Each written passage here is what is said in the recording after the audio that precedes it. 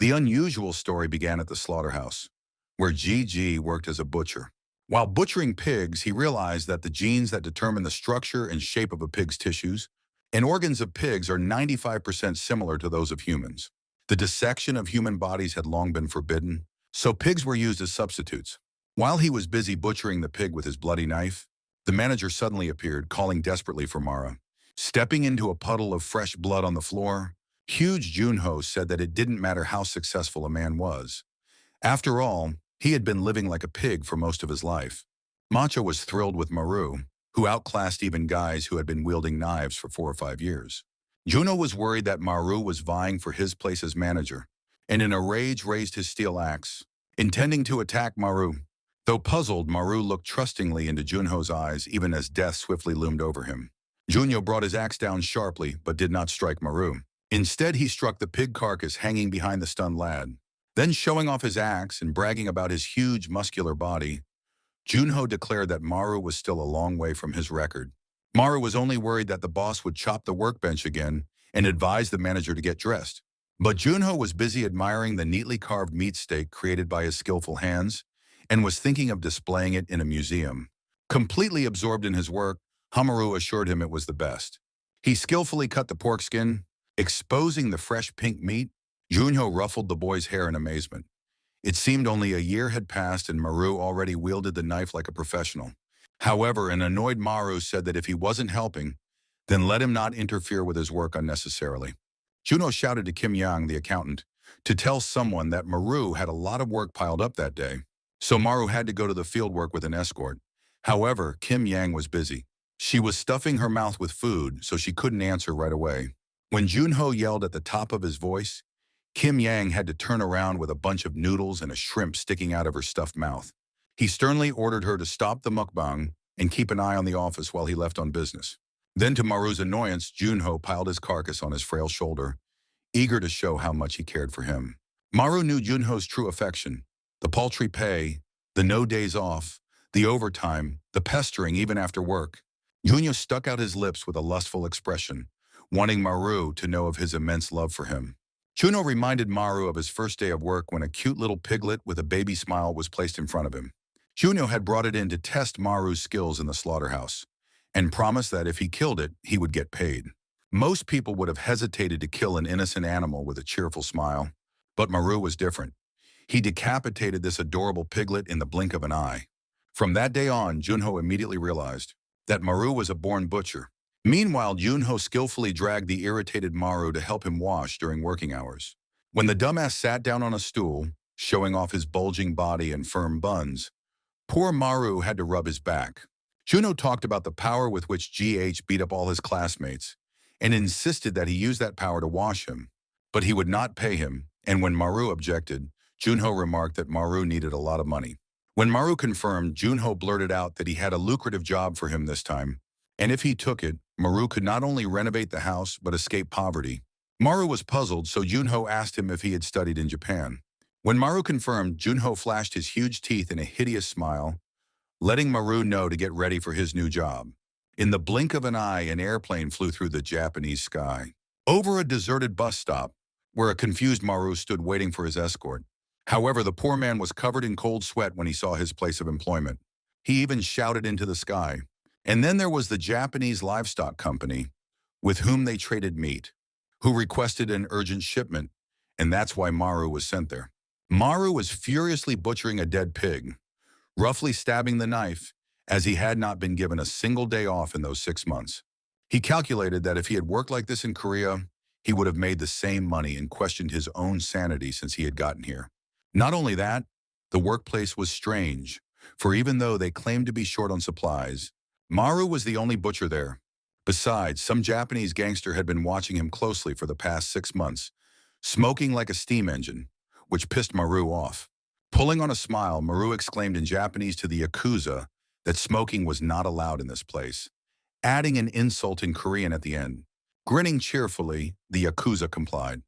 But the strangest part was this: that they only had to separate and clean up the ribs, and all the other parts were thrown away.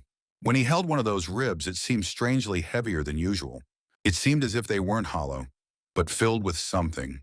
He could make out a thin line on the rib, as if it had been put back together after being filled. There was also some strange white powder seeping out of that seam. It was a job that no Japanese butcher would have handled, as a novice could easily break the ribs while cutting the meat for this reason. This company did not care about hygiene during the deboning process, and some ribs were clearly cut and glued back together. Suddenly, Maru realized that the Yakuza was looking at him suspiciously as Maru stopped working and scrutinized the rib. When the Yakuza, staring intently at Maru, made an ominous sound, the guy decided to leave immediately. Soon he was already on the phone with Junho, who was yelling at him for already wanting to go back. Maru snapped at Junho about what he had already endured.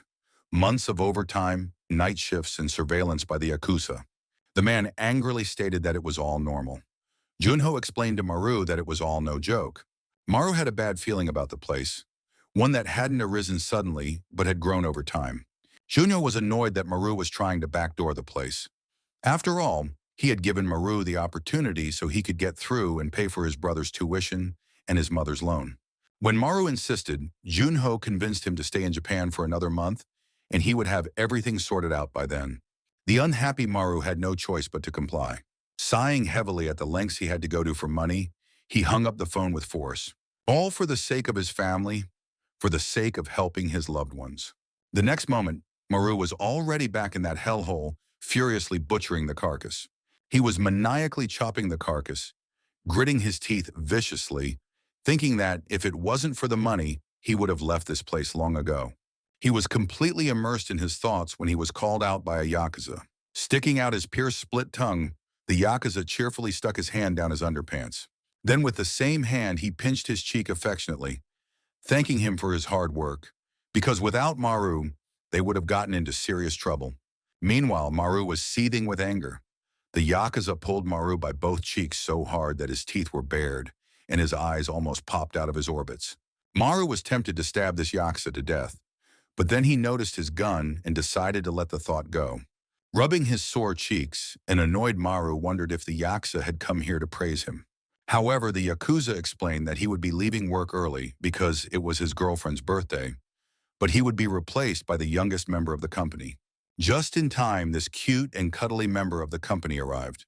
And to Maru's horror, this kitten turned out to be a huge type, like a sumo wrestler all tattooed. Maru nearly had a heart attack when he found out that this giant was his age. Soon the Yakuza introduced Maru as a butcher and ordered his replacement to carefully remove the cleaned ribs. But the giant was very dumb and idiotically asked his boss exactly where over there. Enraged to the core, the Yakuza told the giant to put the ribs wherever he wanted. Suddenly, the ground began to gradually shake, followed by the furious clanking of meat hooks. Maru was gripped by panic, as the whole earth began to rumble and roar with great force. Feeling that a massive earthquake had begun, the Yakuza desperately ordered the giant not to drop those precious ribs.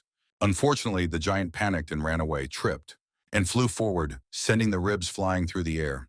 As the ribs fell to the ground one by one of them broke in half and a shimmering white powder emerged from the hollow rib. Maru clamped his hand over his mouth in horror when he saw this infamous white substance. Yakuza grinned, seeing Maru's apprehension, and assumed it was the guy's first time seeing an earthquake. Yakuza desperately tried to cover up the deception by saying that the suspicious white powder was bone meal. Maru had already smelled something amiss, but decided to ignore it for now. When he got back to work, the Yakuza cursed angrily at the giant and told him to clean up the mess he had made. Still curious, the giant wrinkled his face, clarifying if Maru was from Korea. When the Yakuza confirmed, the dim-witted man casually blabbed that the bone meal was actually a gimmick, assuming Maru didn't know Japanese. Meanwhile, Maru pretended to ignore the conversation, but he turned his head slightly, sweat rolling down his pale cheeks. The Yakuza knew that Maru spoke Japanese, even though he was Korean. Maru smelled something wrong and turned around in panic. To his horror, the disgusting Yakuza was holding a gun, intending to kill him. Still, he felt sorry for what had happened. Maru froze wide-eyed in front of the sinister gangster, wondering if his life would end like this. Looking at the ominous muzzle, he remembered how hard he worked, butchering pigs every day, struggling to make a living and feed his family. He felt sorry for himself, for after so much labor, he was about to die senselessly. When the muzzle touched his trembling forehead, and the Yakuza's finger was firmly on the trigger, Maru realized that he didn't want to die in this wretched place. Suddenly, Junho's words about being a born butcher echoed in his mind as he didn't hesitate to slaughter a cute little piglet on his first day.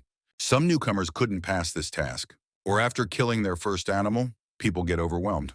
But Maru instead questioned how it was possible to kill an entire pig in one blow. Junho understood Maru's perfectionism and efficiency were more important than fear. And that surprised and pleased him.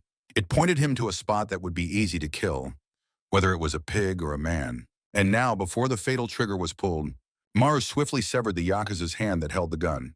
The sounds of agonizing pain along with the sickening splash of blood merged together, as Maru finally recognized himself as the butcher.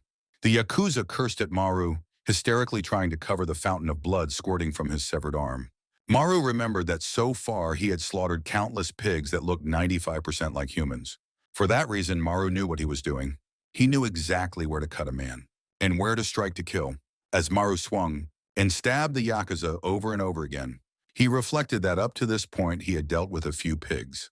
As warm scarlet blood rushed from the Yakuza's neck, Maru forgot the difference between a man and a pig. As the Yakuza fell dead to the ground, Maru slowly realized the reality that he had indeed killed a man. Immediately, heavy footsteps came toward him, causing Maru to turn around in alarm. It was none other than the disgusting thug who had berated him in Japanese. The bulky man pounced on Maru like a hungry beast, knocking him to the ground. He crushed Maru with such force that the carcasses hanging from above shook violently and splintered to pieces. In a rage, the bulky man punched Maru in the face, completely stunning him. He punched Maru in the face over and over again for killing his good-hearted brother, who was about to propose to his girlfriend that day. Poor Maru was badly beaten. Blood was gushing from his nose. Nevertheless, the bulky man desperately wanted to kill him and brought his huge, stone-like fist to finish Maru off. Maru realized that he was seriously in trouble, and it would be very difficult for him to get out of this dangerous situation. Maru didn't give up and plunged his dagger into the bulky man's huge belly. But to his horror, the dagger didn't do much damage to the terrifying giant, for the giant was used to being hit with such toothpicks. He continued to hammer Mara in the face. Finally, the giant's huge hands reached out and grabbed Mara by her frail neck and began to strangle him, intending to tear out his throat. Poor Maru was already honoring his death. His pupils rolled up. Suddenly, Junho's voice sounded in his mind, drawing his attention to the innards of the butchered pig. Pigs usually have strong bones and thick fat, so if you're not careful, you can dull your knife. The only way for a butcher to cut around the bones is to cut through the fat. To do this, Maru had to memorize the best way. Almost instinctively, Maru visualized the bulky man's body as a huge pig carcass. Maru fumbled with its huge rib cage and slid the knife underneath it to find the right path. Maru plunged the dagger into the exact spot on the giant's belly, and then swung it with great force, creating a swirl of fat. When the heavy grip on Maru's throat tightened even more, he let out a piercing scream, and then swung the dagger with tremendous force across the bully's belly. Suddenly, a huge wave of scarlet blood splattered Maru's face, and Junho's words about being a born butcher echoed in his mind. The thug lay lifelessly on top of a flattened Maru in a pool of blood. Almost crushed, Maru pushed the bulky body away, which took a tremendous effort on his part. Looking at the dead bodies, Maru clutched his swollen mouth in horror, as they reminded him of countless pig carcasses.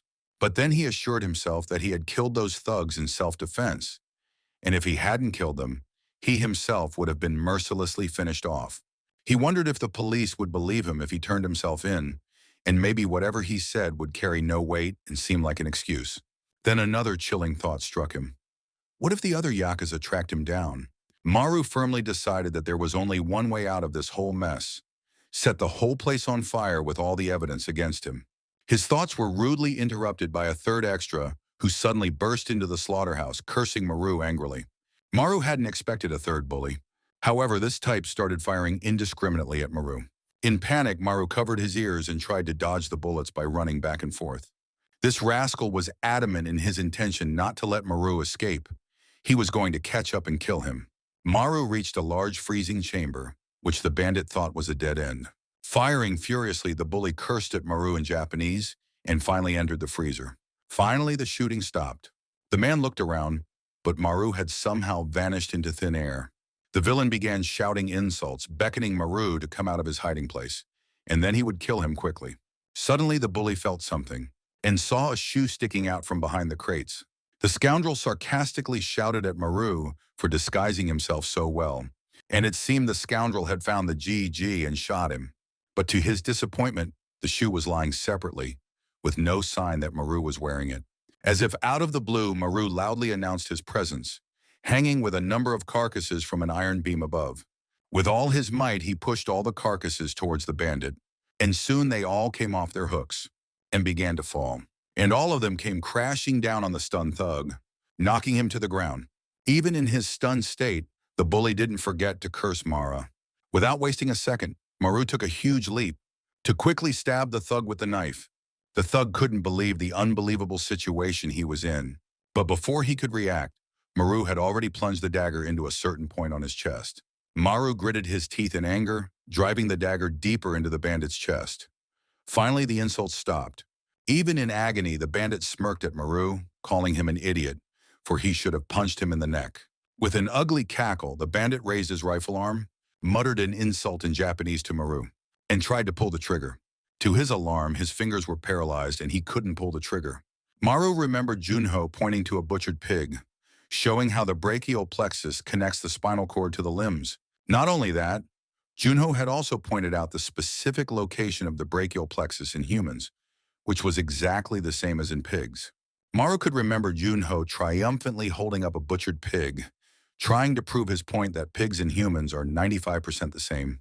Junho had warned Maru that there would come a time when even he would confuse animals and humans. At this point, the vigilant Maru maniacally drew his dagger, and despite the bandit's desperate pleas, not a muscle in his face wavered, and GH drowned the villain in the red slurry. The next thing Maru did was board a 6-hour flight back to Korea. When the plane finally landed in his homeland, and as Mr. Maru walked up the grand staircase, he let out a weary sigh after only 6 months of hard labor. He literally wanted to get the hell out of the damn neighborhood.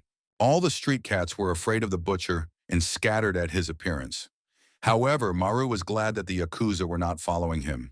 Maru had taken the precaution of setting the place on fire, destroying all traces of dirt, so he was sure he would be hard to track down. Relieved, Maru entered his house, but was surprised to find the lights on even at dawn. Turning the doorknob, he wondered if everyone was still awake. Entering the house with a broad smile, he cheerfully called out to his mother, breaking the news that he had made a lot of money this time and had even brought gifts from Japan. The astonished Maru was greeted by a trashed house, where everything was broken or scattered on the floor. He wondered who could have wreaked such havoc in his house. Maybe robbers. Where are the relatives? He called desperately for his mom and his brother Naru, and then he noticed something that sent shivers down his spine. On the floor lay a pork rib, broken in half with traces of a mysterious white powder oozing out of it. Maru's face darkened with fear as he realized it was the same infamous bone marrow. But he didn't realize how it had gotten into his house. Suddenly, the stranger called out to him, telling him that fortunately he had returned. The stunned Maru turned around and saw many huge men looking at him with stony expressions on their faces. A wave of terror pierced his heart. Had the YAKUZA tracked him all the way home? The man with glasses confirmed his identity, while Maru wondered if his mother and brother were part of this horrible gang. The man stated that he was looking for someone, and Maru made it easy for him. With these words, he slipped his hand into his coat, giving Maru the impression that a gun was about to come out. Maru was pretty sure that the YAKUZA were following him all the way to Kora. Maru was ready for another massacre, but to his great amazement, a man with glasses pulled out an ID card indicating that he was in fact a member of the Narcotics Crimes Unit. His name was Detective Han Taisuk. Detective Han asked Maru to follow him. Maru was a little alarmed when he saw Detective Han from the Narcotics Division. He expected to be followed by those Japanese gangsters, but instead the police were looking for him, probably for the murders and subsequent arson. Han decided to give him the details later, since he needed Maru's cooperation first. Maru, trying to hide his fear, wondered if it was ethical for the police to break into his house like this, without any evidence against him. Before Han could answer, the young officer hysterically tried to clear up the misunderstanding in Maru's mind. He clarified that they were not the ones who had caused the commotion around Maru's house. However, the house was in chaos because his mother was out of control. Maru was completely shocked when Han informed him that his mother was involved in drug trafficking. Maru recalled that his mother was somewhat careless as she loved shopping. Even when their family went bankrupt, she still spent money like an obsessive. Nevertheless, Maru loved the carefree smile on his infantile mother's face and couldn't imagine her in her exhausted and desperate state, begging for another dose. Khan revealed that his mother was going through the shock symptom of a drug overdose. Maru watched helplessly as the nurses anxiously tried to rescue and restrain his mother. A shocked Maru learned that the police had found his mother in this pitiful condition. Maru's eyes went wide when the police showed him the source of the problem in the evidence bag, a white powder in a pork rib. The detective was curious when exactly Maru's mother had gotten hooked on it. Khan was somewhat skeptical when Maru claimed ignorance on the matter. He gave Maru a hard look and then gave him his phone number so that if anything came to Maru's mind, he could notify him immediately. Detective Han and his partner left, leaving the unfortunate Maru at the hospital. Sitting in the car, Khan was still deep in thought, constantly smoking cigarettes to the annoyance of his partner. The whole car was filled with noxious tobacco smoke, and the poor officer partner coughed and coughed. Khan was annoyed, however, because all this drama by his partner had broken his concentration. The gasping son decided to open the car window to ventilate the poisonous fumes. Khan clarified that the underground parking lot was a non-smoking area. Still flaring his nostrils, the purple-haired son suggested that Han could smoke outside the parking lot rather than making a hotbox in the car. But there was no use arguing with Han. He extinguished the cigarette butt on the already overflowing paper cup. Han continued to puzzle over Maru. He asked his partner to see what they had on the kid. In another scene, a worried Maru stood by his mother's bedside, staring intently at her while she slept peacefully. Maru was still in shock, as it had only been 6 hours since he had returned home and destroyed all traces of his identity at that facility. Without the information, there was no way the YAKUZA could have acted faster than him. Maru couldn't figure out who could have slipped his mom the powder. Suddenly, he received a phone call from manager Hong. Chun-ho expressed his concern upon hearing about the sudden fire in the Japanese establishment. Maru wasn't in the mood to chat with Chun-ho, so he quickly wanted to end the conversation, citing that he had things to do. Chun-ho was curious about Maru's business, so he asked if he had returned to Korea for work. That's when Jun-ho asked H, "Did his mother try the powder yet?" and burst into a fit of laughter. Maru stoically asked Jun-ho to repeat his words. A crazy manager was lounging in a high-end spa with cucumbers all over his body and asked, "Did mother get ribs?"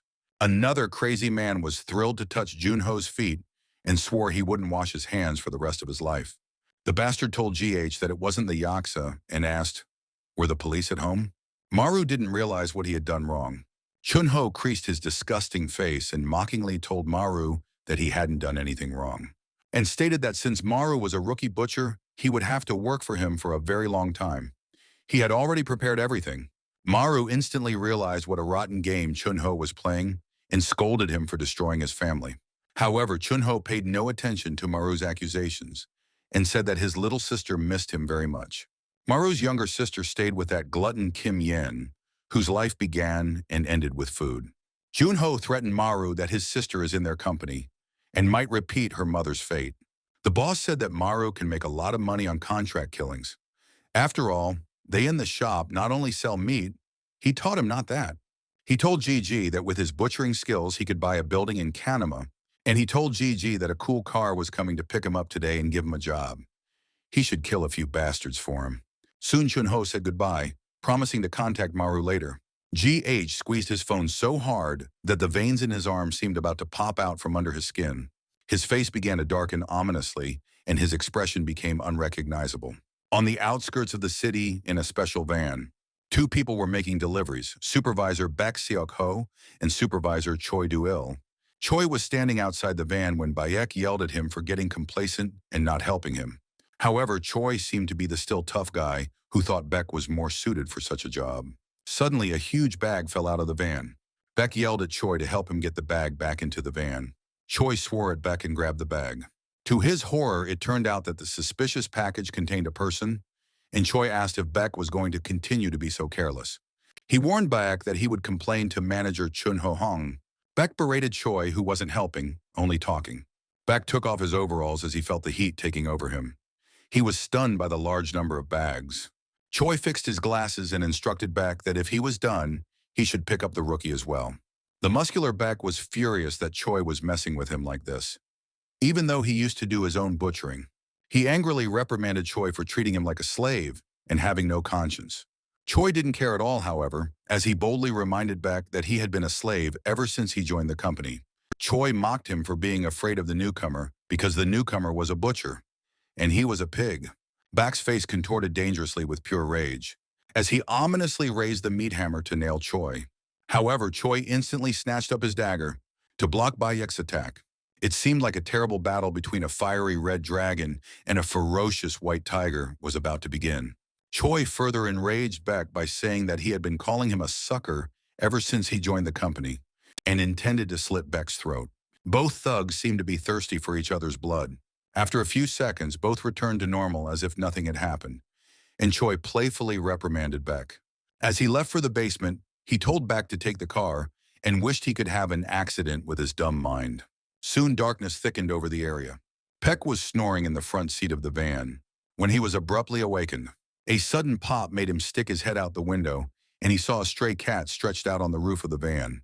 Beck grabbed the cat and assumed that it probably came here because of the smell of meat. It was then that Beck realized that Supervisor Choi was strangely late. Slowly descending the stairs, he assumed that the rascal wanted to have dinner with the newcomer without him. Slightly annoyed, he noticed that the door had been left ajar and guessed that the two were probably having a great time. Beck was still holding the stray cat and scratching its back when he called out to Choi. However, his eyes widened with shock, and his grip on the cat's body loosened, and the cat took the chance and quickly scurried away. Beck saw that the whole room had been turned upside down, with broken dishes, bags, and bottles lying carelessly everywhere. Beck couldn't believe that the rogue Choi had actually fought with the newcomer when he saw the body lying face down on the ground. Assuming that it was probably the rookie being beaten up by Choi, Beck tried to bring him to his senses by kicking him and in warning him that at this rate, he too would be finished off by Chun-ho. When the body didn't move, Beck sensed that something was seriously wrong. It turned out that the body belonged to Supervisor Choi, who had been mercilessly killed. Immediately, Beck's face contorted into a sinister grin. He called out to the newcomer, warning him that if he behaved like that, he would soon go to hell. Just then, Maru appeared with a bloody dagger in his hand. He mockingly asked Beck if he was also a member of the shop. With a nasty smirk, Beck exclaimed about his lack of manners, which the cheapskates of Chun-ho are displaying these days towards their elders. Maru, however, replied, prepared to swing his dagger wildly around the supervisor. Beck was not the least bit intimidated by Maru's childish antics, and he inquired if the kid knew about the strong cow. With those words, he quickly blocked Maru's attack with his mighty hammer, exclaiming that a strong cow is a sausage. As he explained, in Korean, so means cow, si means strong, and ji is an adverb. To Maru's horror, Beck's mighty hammer shattered his knife in a flash, just like potato chips. Then Beck aimed for his fragile head, but Maru warned him in advance to pull himself together. Meanwhile, in Chun-ho's office, a welcome party was being organized. A strawberry cake, some gifts, and expensive wine could be seen on the table. The entire banquet hall was decorated with balloons and ornaments, and the hall was carefully cleaned. The subordinates couldn't believe that Beck had been sent to meet the newcomer, for Beck was known for his wild temper. Even Choi had a bad reputation. One of the workers with a pouty face curled his lips as he reminded them that according to manager Chun-ho Hong, the new recruit was the best of the best. One worker flared up like a torch, asking if these insects had a problem with Chief Beck and Chief Choi welcoming new recruits. A heated argument broke out, and a closer look revealed that these poor subordinates were stacked on top of each other, with the sycophant puppy at the bottom, puffing heavily underneath. On top of them, the aloof manager Chun-ho was busy decorating the wall. The sycophant puppy flared up again at the pouty man's remark, as he considered those stupid puns about cows to be sacred. The sycophant puppy named Oh Chun-sik remembered seeing Beck in a fight once, and choking the fat man to death, he launched into one of his infamous cow puns. What would you call a burning cow? Beck taunted the panting guy that if he guessed the answer, he'd be released. Chun-sik remembered how at that moment Beck had become a legend by single-handedly outlasting all the hooligans and gangsters. At that moment, Chun-sik was ecstatic as Beck had become the emperor of the neighborhood, being strong even with his bare hands. But what made him an invincible king was the hammer or meat hammer given to him by manager Hong. Chun-sik had the honor of witnessing the fusion of the strongest physical being with the deadliest of all weapons. Chun-sik transformed with the hammer into an enraged bull that could not be stopped. Meanwhile, in the basement, the enraged bull struck. and overpowered Maru with his furious hammer blows. Beck couldn't believe that Maru had killed Choi with such puny skills. Maru tried his best to dodge, and dodge Beck's attacks, but Beck turned into a maniac who thrashed furiously with a smirk on his face. Beck recognized that although Choi was weaker than him, still a mosquito like Maru couldn't defeat him so easily. Beck threw Maru one of his cow puns. What would he call a cow that was good at drawing? With a powerful punch he aimed at Maru, Beck said she would be called Picasso, where so in Korean means cow. Beck psychopathically kept hitting Maru while he desperately tried to block his attacks with his bare hands. Meanwhile, Beck reprimanded Maru for not laughing at his jokes while his senior tried to defuse the situation. However, Maru observed Bayek's movements and concluded that not only was he physically strong, but he was also getting faster as the battle heated up. Beck kept blabbering that Maru didn't know how to survive in society and was constantly attacking him, ignoring his precious words. But Maru's keen eye caught the fact that Beck was extremely skillful. Beck was further infuriated by Maru's silence and was determined to beat a chuckle out of the stoic Maru. Soon, a new series of ferocious attacks from Beck began, blindly swinging his hammer around Maru. Simultaneously, another series of cow puns came out of his mouth. But Maru never gave up, hitting and stabbing, and slashes at Beck whenever he had the opportunity, whenever he found an opportunity to strike his neck. As Beck flashed his set of beastly teeth, Maru excitedly walked towards the blind spot he had just noticed behind Beck's back, holding his broken knife. To his horror, Beck instantly turned around and grabbed the jagged edge of the dagger with his set of razor-sharp fangs. Triumphantly, Beck spat out another cow pun to a shocked Maru. What would he call the cow that bit the knife? Without waiting for an answer, Maru gathered himself and slashed at Beck's neck. But the chief deftly ducked backward, dodging his attack. Beck scoffed at Maru's slow movements, noting that even Choi would probably laugh at them. He mockingly wondered why Maru was only leaving scratches on him, and that even mosquito bites would hurt more. Still swinging his mighty hammer, Beck was eager to show Maru how a real blow was delivered. With those words, he began to swing the hammer blindly to flatten Maru once and for all. But Maru was lighter and more agile, since he had so far managed not to become a flattened steak. The blow swept by his side again. When he got down on all fours to dodge Beck's blow, he realized in a panic that Beck had become frighteningly faster. Before Maru could think of his next move, Beck had already kicked him in the face, and as he fell to the ground, Beck immediately grabbed Maru's leg. Along with that came another pun as breaking news. What would he call a cow that flies in the sky? Dragging a disheveled Maru by the leg, Beck himself answered that the cow's name was Heavenly Cow, or Hanyulso, and with those words he mercilessly threw Maru against the concrete ceiling with a sickening thud. The maniac was satisfied. Maru gasped in pain, his head numb, and sticky red liquid flowed profusely from his nose and mouth. But Beck was unstoppable. He didn't stop there, and lunged forward like lightning to grab Mara. He raised his hammer with a Grinch smirk on his face and complained that Maru was still as untamed as a rock. And then another tiresome cow pun sounded, but something made Beck freeze. He noticed with alarm the blood dripping from his wrists, elbows, around his spine and knees. Beck stated in disgust that Maru was only aiming for his vital points. It was then that a horrible realization came to Beck. The real reason why manager Chun Ho Hong had declared Maru the best of the best. Maru reprimanded himself in response to this surprise, and then asked if there were even people who laughed at his cheesy puns. Such an insult from the newcomer made a volcano explode in Beck. He clenched his hammer tightly, as he had previously thought that he would treat the newcomer lightly. But this new guy dared to insult his favorite cow puns. It was too much for Beck, so he lunged forward in a fury to put an end to this smartass for good. Meanwhile, the hammer struck the wall with a mighty blow, and it was none other than the eccentric Jun Ho, merrily hanging holiday decorations on the wall in a lollipop hat. It turned out he was hanging a huge picture of Maru, framed in a heart-shaped frame, and was busy admiring Maru's youthful beauty. He then flew off the three-tiered human chair to the relief of his companions, who were almost flattened by his inflated ego. However, he remembered that Beck was indeed one of his best students. Nevertheless, he praised Beck for his abilities, as no one could even surpass them. Chunsik agreed, breathing heavily like a dog. Suddenly, the expression on Chun-Ho's face turned grim, when he realized that these comrades were addressing him as if he was one of them. The three stupors were stunned by this action and accusation, Chun-ho stated that some honorific address such as Sir should be used before Maru's name. Chun-sik was hit in the heart. How could a 23-year-old guy become a manager? Chun-ho laughed, reminding them that they had just called Chief Beck a bull that couldn't be stopped. However, a bull is still a beast.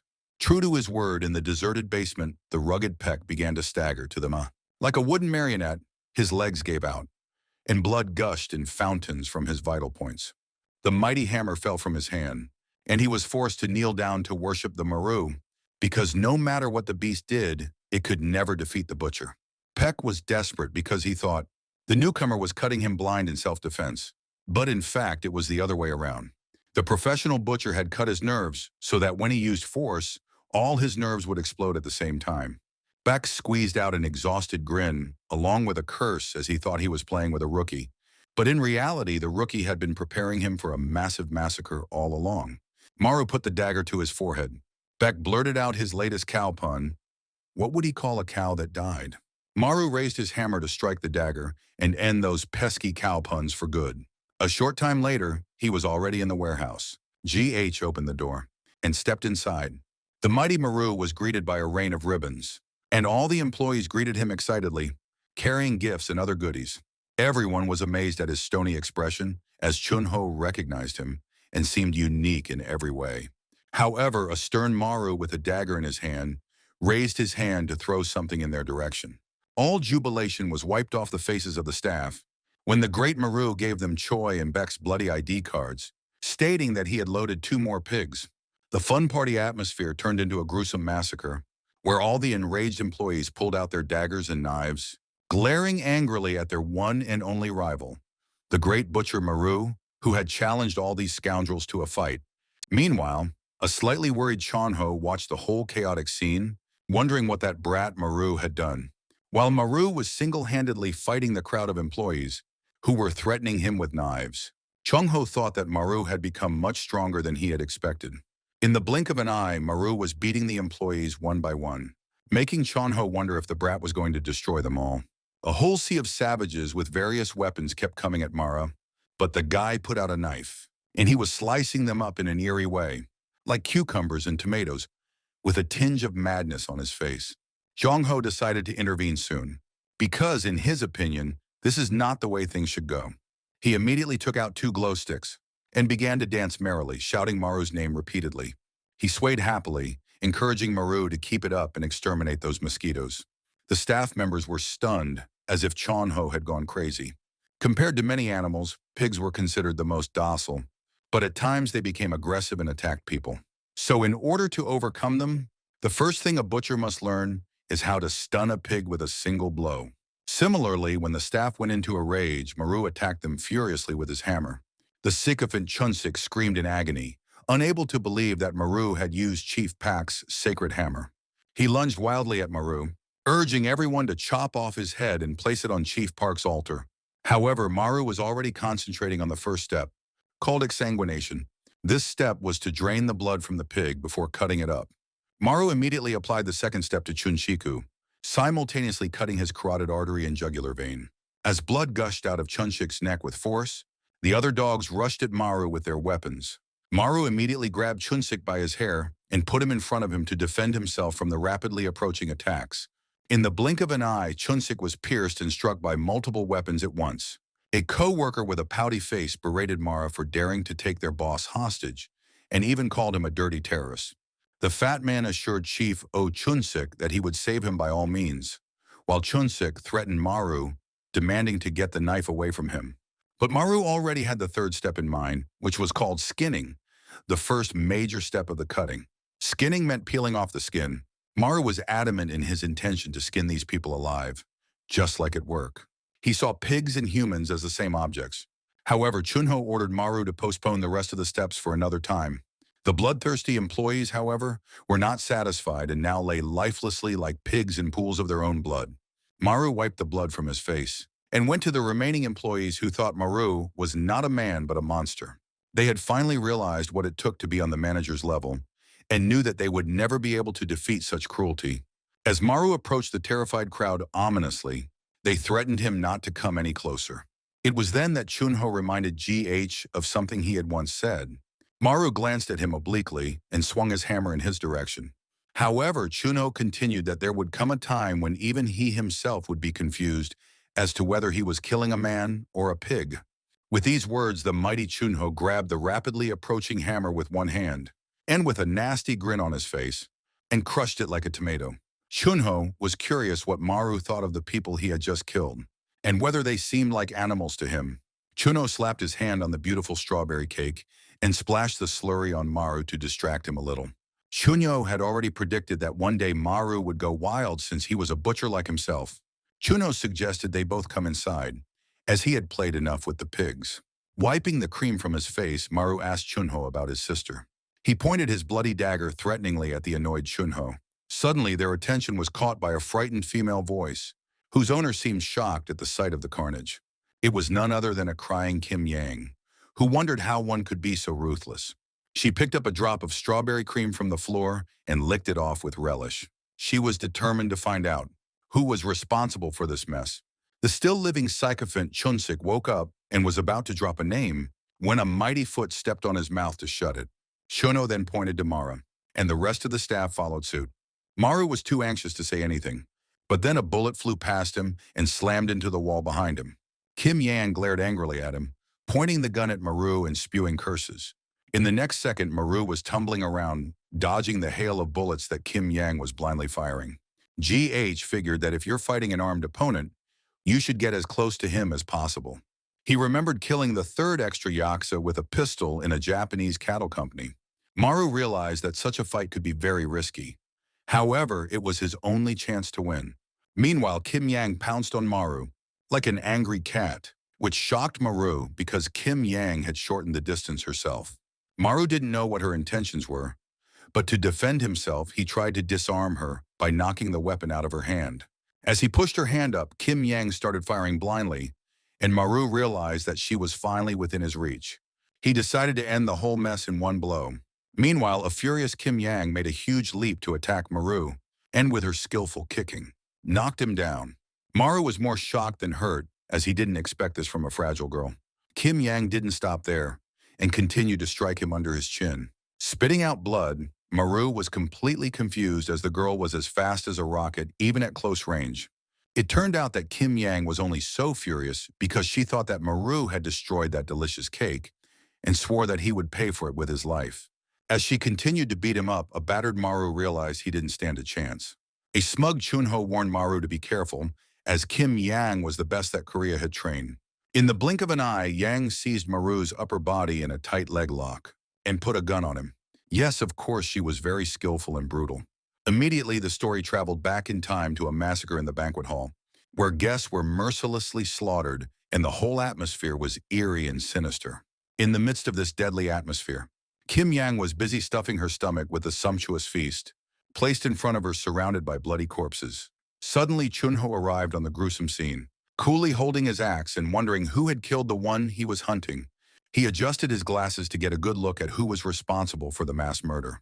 To his amazement, the killer was a little girl who was diligently eating her food and looking at him with her wide, innocent eyes. As she sipped her noodles, Kim Yang carelessly asked Chunho if he was a soldier from the Southern Army. Chunho's mouth stretched into a huge grin, revealing his fangs, and he guessed that the girl was a beggar. Chunho put his glasses back on and urged the girl to take her time, and even offered a bottle of Coke to wash down the food. While the girl quickly put the bottle to her lips, greedily pouring the liquid down her throat, Chunho thought that with the way Kim Yang was filling her belly, even after all this mess, she could probably make a lot of money making mukbang. Kim Yang had no idea what the creepy man was talking about. Chunho then showed her a live stream of the mukbang. Chunho emphasized that it was possible to make money by acting like a total glutton. Kim Yang was amazed because she had never seen anything like this before. Her eyes shone with excitement when she learned that it was possible to make money even like that. Chunho suggested that if Kim Yang worked for him, she could eat even more.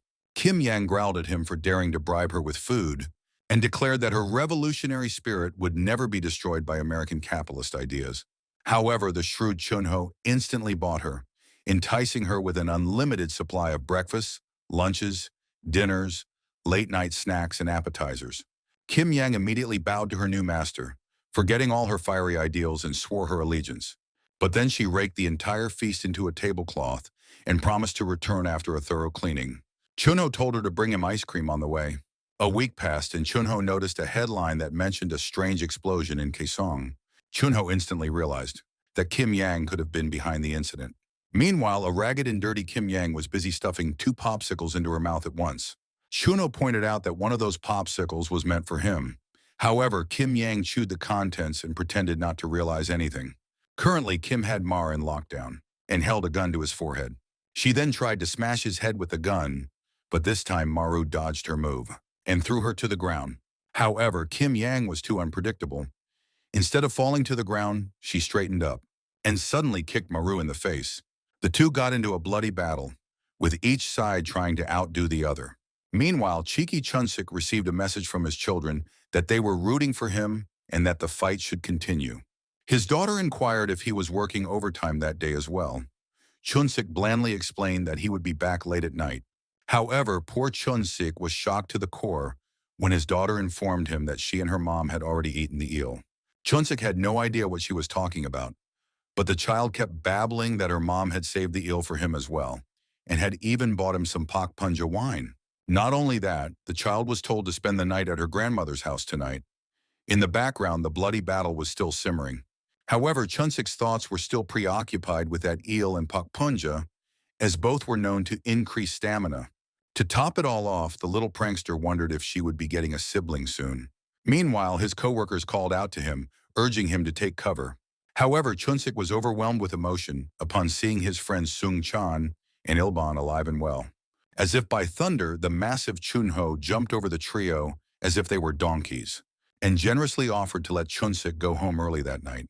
Desperately, the sycophant begged his master to make him work overtime. Chunho focused on the fierce fight between Kim Yang and Maru, and analyzed that although there was a noticeable difference between their levels, the duel was quite intriguing. The staff member with the pouty face was curious as to who would win this strange fight, and he was almost certain that it would be Kim Yang. Chunho laughed evilly and agreed that Kim Yang fought well since her skills were top-notch, just like the mountains of food she was devouring. The 3 donkeys were breathing heavily, and the one with the pouty face declared Kim Yang the best among all the managers and employees. Chunho interrupted them, saying that although Kim Yang was someone who had been trained to perfection, but the completely untrained Maru was a genius from the beginning. The 3 knuckleheads were completely confused, so Chunho explained that he had taught Maru a little at a time because he found him an interesting person. Chunho recalled how he had taught Maru how to carve a pork carcass with a single blow. Normally, only someone with at least a year's experience could do it, but the skillful Maru had cut the carcass perfectly in a month. Chunho found this one-strike butchering to be quite difficult, so Gigi asked Chunho for a painkiller patch. Chunho did not stop there, however, and seeing Maru's exceptional learning ability, tried to get him to do something more difficult. He soon brought a snarling, angry boar to Maru, as it would take even a chief-level employee an hour to kill this animal. The fierce boar was entangled in chains, and soon Chunho broke the iron chains with his mighty axe. The enraged boar rushed away, lunging at Maru and flaring its nostrils ominously. But the valiant Maru instantly caught the boar, using the same iron chains, and it didn't take 5 minutes. At that moment, Chunho's eyes shone dazzlingly, and his hideous face became even uglier with a smirk as he realized he had found the perfect butcher he had been looking for all along. Maru was currently being disarmed by Kim Yang with his knife, and the fight was getting more and more intense as time went on, when Chunho grabbed Chunsik by the hair to see if he knew the meaning of the word butcher. Panic-stricken Chunsik mumbled incoherently that the word used the characters whitened man. Chunho jerkily let go of Chunsik's head, as this was the kind of intellectual babble he expected from the only employee with a doctorate. Meanwhile, having lost her gun, Kim Yang took out her serrated dagger and swung it furiously at Maru, but Maru deftly blocked her attack. Chunho connected this intellectual description of the word butcher to Maru Dash. Since Maru originally had nothing, he could be taught anything. Kim Yang, on the other hand, was alarmed, because Maru was copying her movements with the dagger. The battle between the dagger and the butcher's knife was heating up, and fierce clanking sounds could be heard everywhere. Chunho had predicted that it wouldn't be easy for Maru to defeat Kim Yang. However, it was impossible to ignore the fact that Maru was improving his fighting techniques by the minute. Ferociously, Kim Yang tried her best to plunge her dagger into Maru's heart, But the butcher boy thwarted her intentions. It seemed like the fight ultimately came down to whether she could defeat him before he caught up to her in level, or whether he could stand his ground before he surpassed her. Shunyo felt that everyone was eagerly awaiting the outcome of the fierce battle, but he was adamant to prevent the spectators from seeing the result. The stalwarts begged the manager to let the fight of the year continue. One even bribed him by promising to bake cookies for him. However, Chunho jumped off the three stalwarts, freeing them from his massive weight, and rushed like an arrow to break up the ongoing battle. But both Maru and Kim Yang were shocked by the sudden intervention, and so were all the agents, as Chunho was determined to show his audience something more exciting. He then challenged Maru to a fight. Chunho thought it would be more fun if he and Maru fought together. Angry Kim Yang thought Chunho was fooling around, and lashed out at Maru for hitting her cake. Kim Yang was so furious that she wanted to tear Maru to pieces to cool down. Chunho smiled dazzlingly and waved a coupon in front of Kim Yang, pointing out that the Shilla Hotel was hosting a 3 Michelin star buffet for VVIPs only. When Kim Yang pointed her dagger at him threateningly, Chunho added that there's only an hour left before this exciting opportunity closes. Chunho threw the tickets to distract Kim Yang, who ran after them like a hungry dog after a meat bone. Chunho thought Kim Yang was psychotic since she was willing to commit murder just because her cake was smeared on the floor. Chunho then turned around and looked predatorily at Maru, since he knew Maru was waiting for him. An enraged Maru attacked him, demanding to know where his sister was. However, Chunho carelessly blocked his attack by simply raising his mighty axe, and pretended not to hear Maru at all. He instantly swung his axe lightly and tossed Maru into the air with tremendous force. Gritting his teeth in rage, Maru realized how strong Chunho was. Chunho mocked Maru, who was only concerned about his brother. Suddenly, Maru had an eerie illusion, as if he'd been cut in half, even though Chunho hadn't even touched him. Chunho sarcastically warned him that if he lost control, he would lose concentration and weaken his concentration. He would lose concentration and let his guard down, and then he would die in the blink of an eye. Maru reflected on the time when he turned 21. When his father died, he had to become the head of a family with 2 siblings and another to care for. For this reason, he had to work in a butcher shop to make a living. When he started working there, life was hard. But the guidance of an expert like Chunho made his life much easier. At the time, he was relieved that he had finally found someone who treated him like a son, and so Maru began to trust him blindly. But then he remembered that horrible scene where his mother had lost control due to acute drug addiction. In the present, Maru screamed hysterically with tears in his eyes and tears streaming down his blood-stained face, and wondered why all these dark things had happened to him. Maru blindly attacked Chunho for betraying him. He struck Chunho in anger time after time, but the jungle lion was not bothered in the slightest by these childish moves. Chunho repelled Maru's attack with the hilt of his axe and reminded him that whether you are butchering a man or a pig, the movements must be simple. The slower the movement, the greater the vulnerability. The astonished Maru tried to launch another attack, but shrieked in pain when Chunho slapped him on the forehead and explained the difference between real vulnerability and fake vulnerability. With a dent in his forehead, Maru frowned, realizing that attacking Chunho's vulnerabilities wouldn't work. He tried to analyze what moves he should make to kill the boss. Remembered how he had cut Puck to pieces like a calf. He could have also rushed forward and finished him off with one blow like he killed Chief Choi. But then he remembered how he had almost been knocked down by Kim Yang, and if he tried those moves on Chunho, he would be destroyed without even moving. Maru realized that he needed to develop a new approach to defeat Chunho. Chunho dangerously approached Maru as if trying to read his mind. He warned him not to be distracted in the middle of the fight, as letting his guard down would kill him. The ferocious Maru lunged at Chunho with a deafening scream, but Chunho blocked his path with his axe, and advised him not to make predictable movements or evasions. Maru grabbed the handle of the axe to disarm Chunho, depriving him of this deadly weapon. However, the big man lifted Maru like a rag doll hanging from the axe handle. Chunho couldn't believe that Maru was actually trying to fight him with his strength, and declared that he wouldn't even let Maru take the axe with his little finger. With frustration, he threw Maru to the ground, exclaiming that Maru was a bad student, and that this was not how he had trained him. Like an immortal cockroach, Maru jumped up from the ground and fiercely attacked Chunho. But tough guy Chunho kept dodging his knife attacks with just his axe handle. The 3 tough guys noticed Chunho playing with Maru. The fat one praised the boss. Another staff member stated that no one could comprehend an iron ruler like Chunho. They discussed that Chunho is a beast and a monster. However, the shrewd sycophant Chunsik was watching Maru's movements very closely. He stated that Maru closely follows Chunho's pace. Hamaru's manager is a real monster.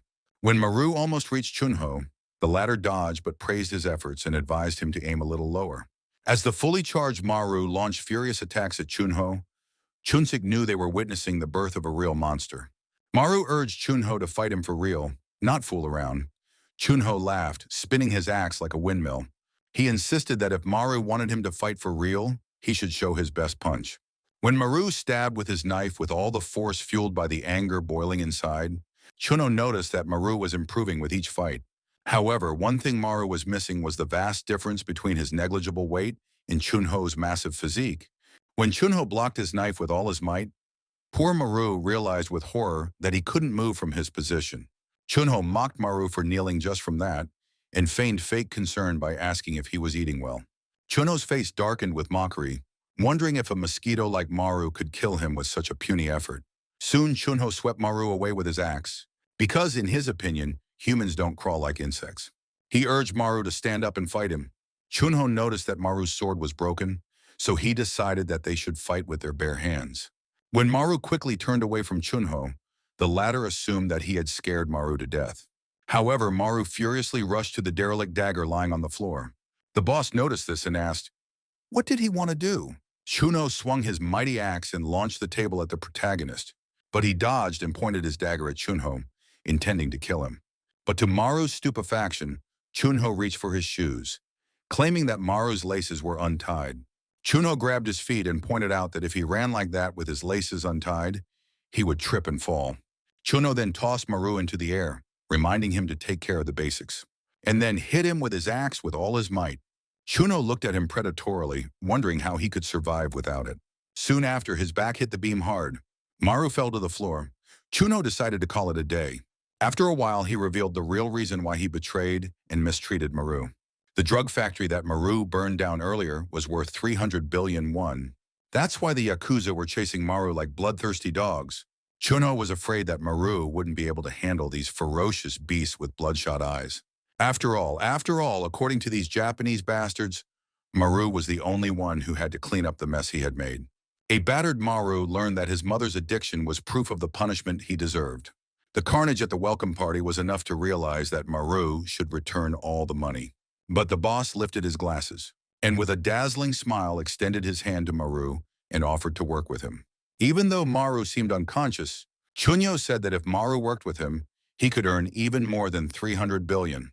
Chunho prepared everything, and all Maru had to do was show up.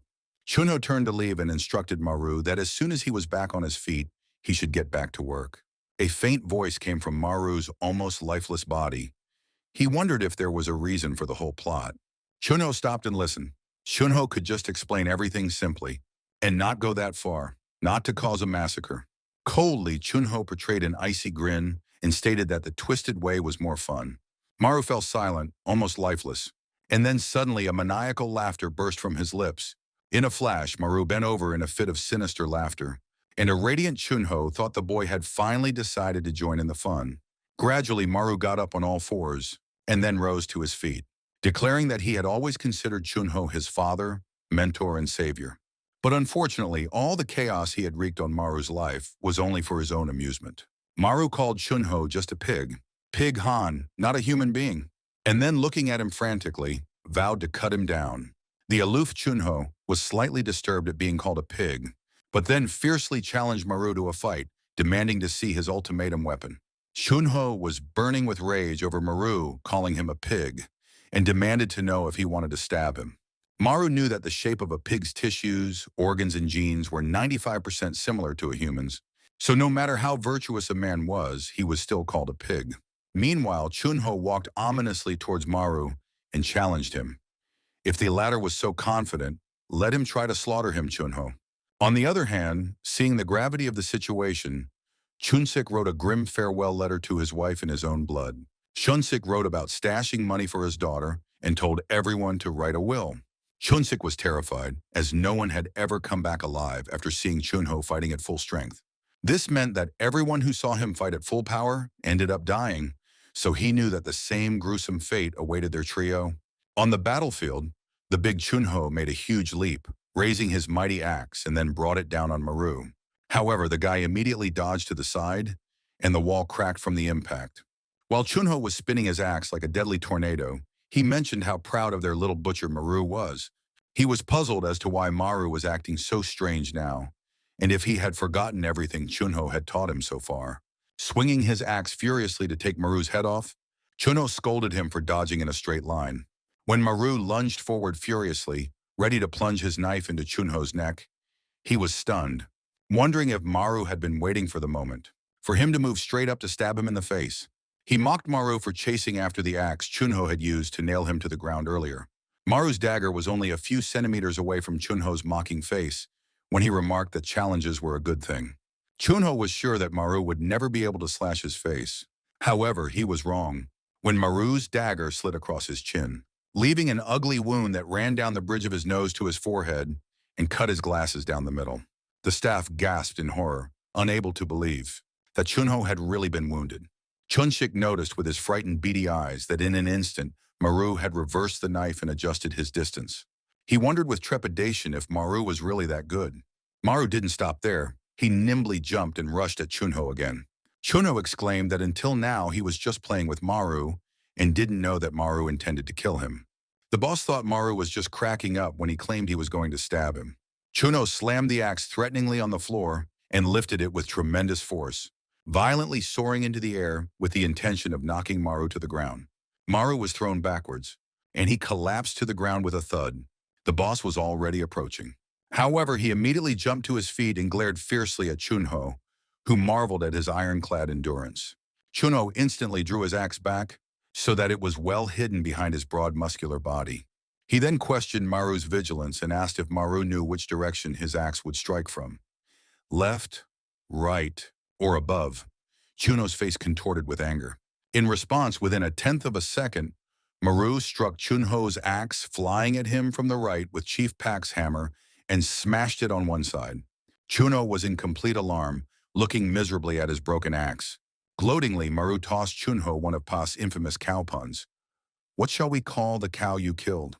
Maru then replied that it would be, and immediately unleashed a hail of dagger and hammer blows on Chunho, giving him no chance to retaliate. The henchman screamed in panic, immediately realizing that Maru was copying Park's fighting style. Following that, Maru fiercely copied Choi's style, and like a flash of lightning, delivered a series of blows to Chunho's body. Then GG intercepted the knife, and mimicked Kim Yang's quick slashing style and horizontally slashed Chunho. It slowly began to dawn on the terror-stricken mustachioed man that Maru had copied all the techniques of the people he had fought so far. And for the first time, he doubted his boss's victory. It was as if Chunho had switched gears, and eyes glowing with terror, he grabbed Maru by the throat. He stated that he had always treated Maru so well, and he still only saw him as a pig, and threw a couple punches. The boss reminded Maru that he was the one who had cleaned up after the mess he had made in Japan. Chunho slapped Maru's face until it was swollen, and he began to cough up blood. Then he tossed Maru into the air like a rag doll, growling at him for his ingratitude and for becoming his enemy. After a while, Chunho raised his axe and declared that he had never once used his full strength against Maru. Still, Maru wanted the battle to go to the very extreme. Maru straightened up again with his head down, and fresh blood dripped from his face, forming a small puddle on the floor. Chunho raised his axe and proclaimed that he could not let Maru win and wanted him dead. After all, what was the point of saving one man if he was despised by a whole bunch of people? Chunho thought it was better to kill Maru if he was resisting so fiercely. With his head lowered listlessly, Maru wondered if he was going to die like this. He remembered that he had discarded all his memories of Chunho for revenge. Maru had gone so far as to discard his emotions, to stop seeing people as people just to win. At least that's what Maru thought. He had discarded everything. But still, there was something he couldn't let go of, and that was his own life. His head popped up, and he looked Chunho straight in the eye. In fury, Chunho was ready to strike back once and for all. As Chunho was about to swing his axe at Maru, the latter realized that he could not throw away his will to live. In the next instant, he clutched the knife tightly. His expression became rigid, and he prepared to stab his knife furiously into Chunho. The climax of the battle was interrupted by Kim Yang's furious scream and gunshot when she suddenly appeared, to accuse Chunho of giving her expired food coupons. She was ready to kill Chunho, but quickly cooled down. But the shock made the gun fall out of her hands. Chunho smiled at her and threw the key in her direction. He instructed her that there was a safe in his office where all their contracts were kept. Standing in a very mysterious pose, Chunho earnestly continued that half of the pension money belonged to him and the other half belonged to Maru. Soon the tall and big Chunho collapsed on the floor like a dead animal, bleeding. And Maru stood as if frozen, unable to open his eyes to see this horrible scene. Maru slowly opened his eyes from which rivers of tears were flowing, and he challenged Kim. If she wanted to attack him, let her do it quickly. The scene changed. There was someone begging the guy to stop. A young spunky Chunho was mercilessly tearing the young man's eye out. Chunho was known as a man who lived like the king of the pigsty. The place where Chunho was raised was known as the pigsty because people were raised as pigs there in a special way. First, people were taken to extremes, such as starving them mercilessly. And because starvation made people extremely sensitive and cruel, when food was thrown on the food, the young men would pounce on it like beasts. They fought savagely to get at it, and in this fierce battle of ferocity, they all died, except for one pig named Chunho, who still survived in this hellhole.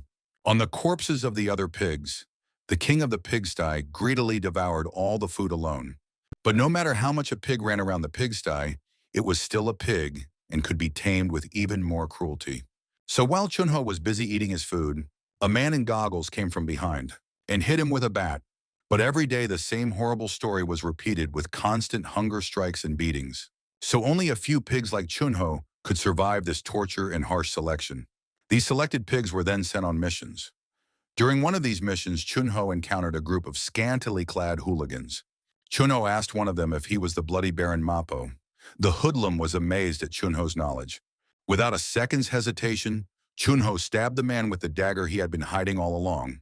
The fate of pigs like Chunho was already sealed. They were first raised and then slaughtered. When the other thugs saw their boss lying lifeless on the floor in anger, they quickly attacked Chunho.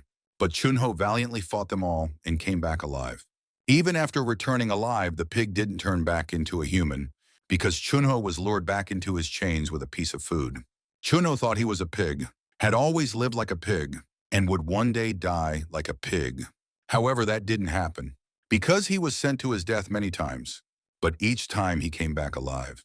After surviving all these brutal battles, Chunho couldn't tell the difference, whether he was killing humans or pigs. One day when he came back alive and unharmed after one of these ruthless fights, his master was waiting for him as he wanted to introduce Chunho to a lady. However, the imperturbable Chunho passed by without paying any attention to him. The master was furious, unable to believe that some lousy pig could ignore him like that. So he grabbed his bat and beat Chunho mercilessly.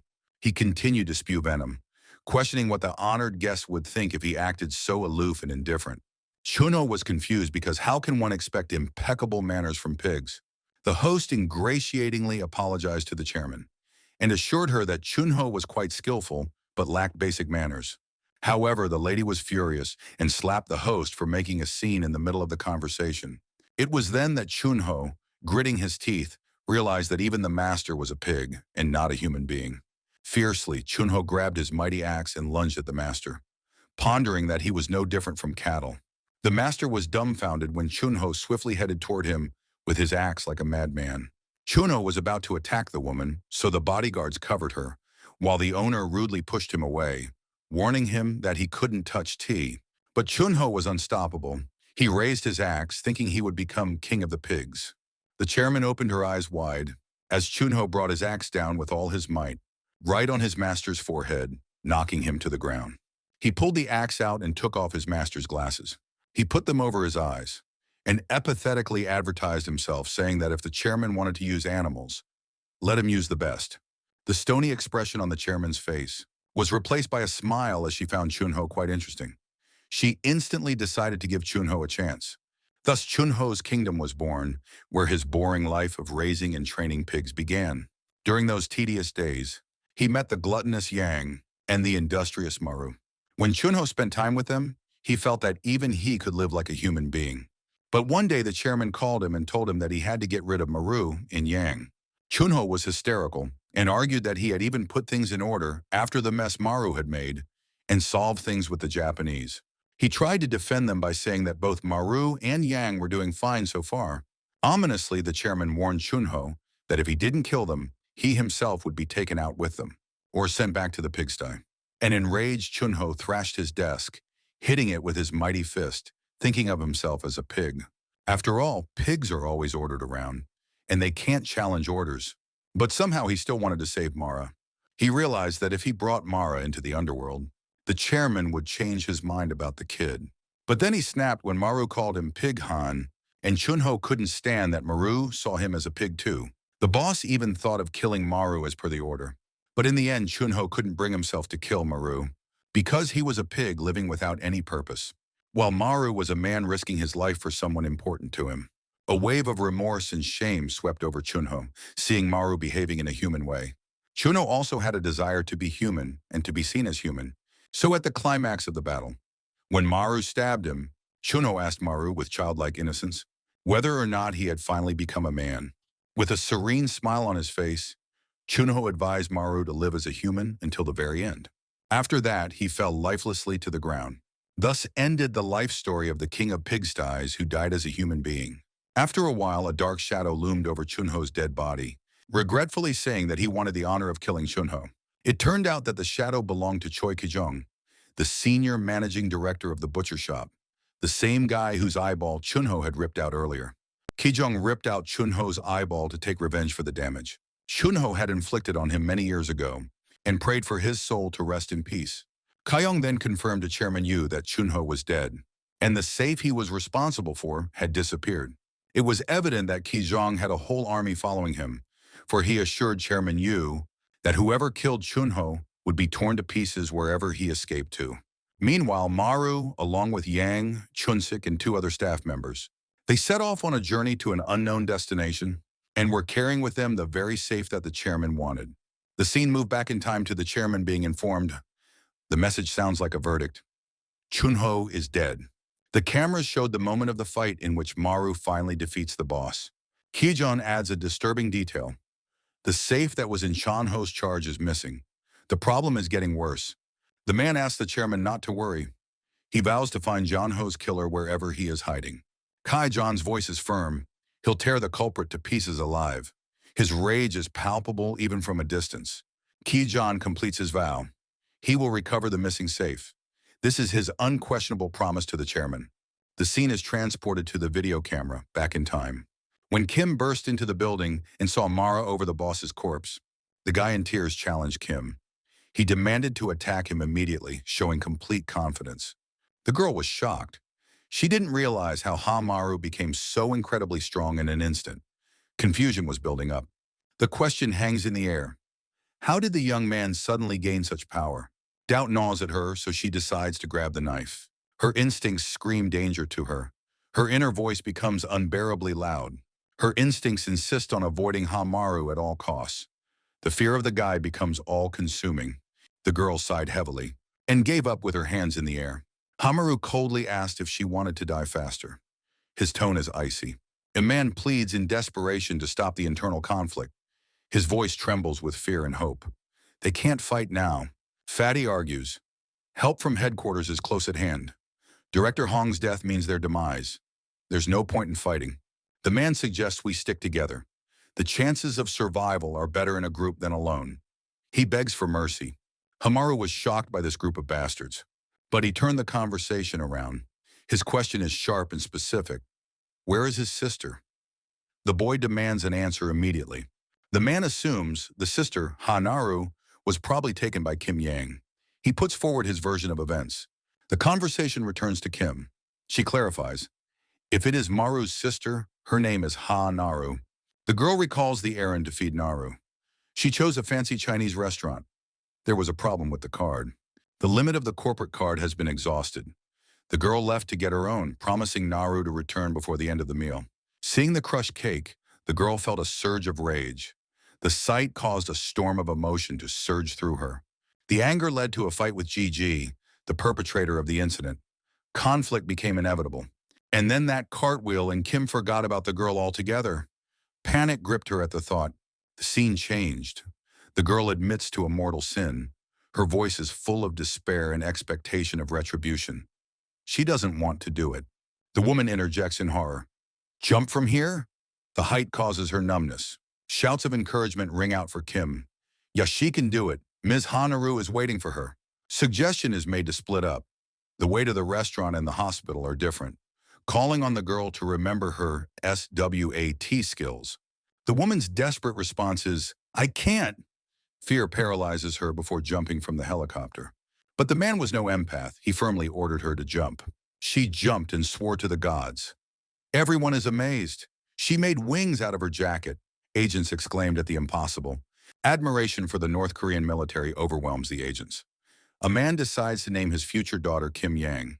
A plan to save his family has already formed in the GG's mind. The young man hurries. It is necessary to act lightning fast. Every second counts to save loved ones. Group the world is approaching.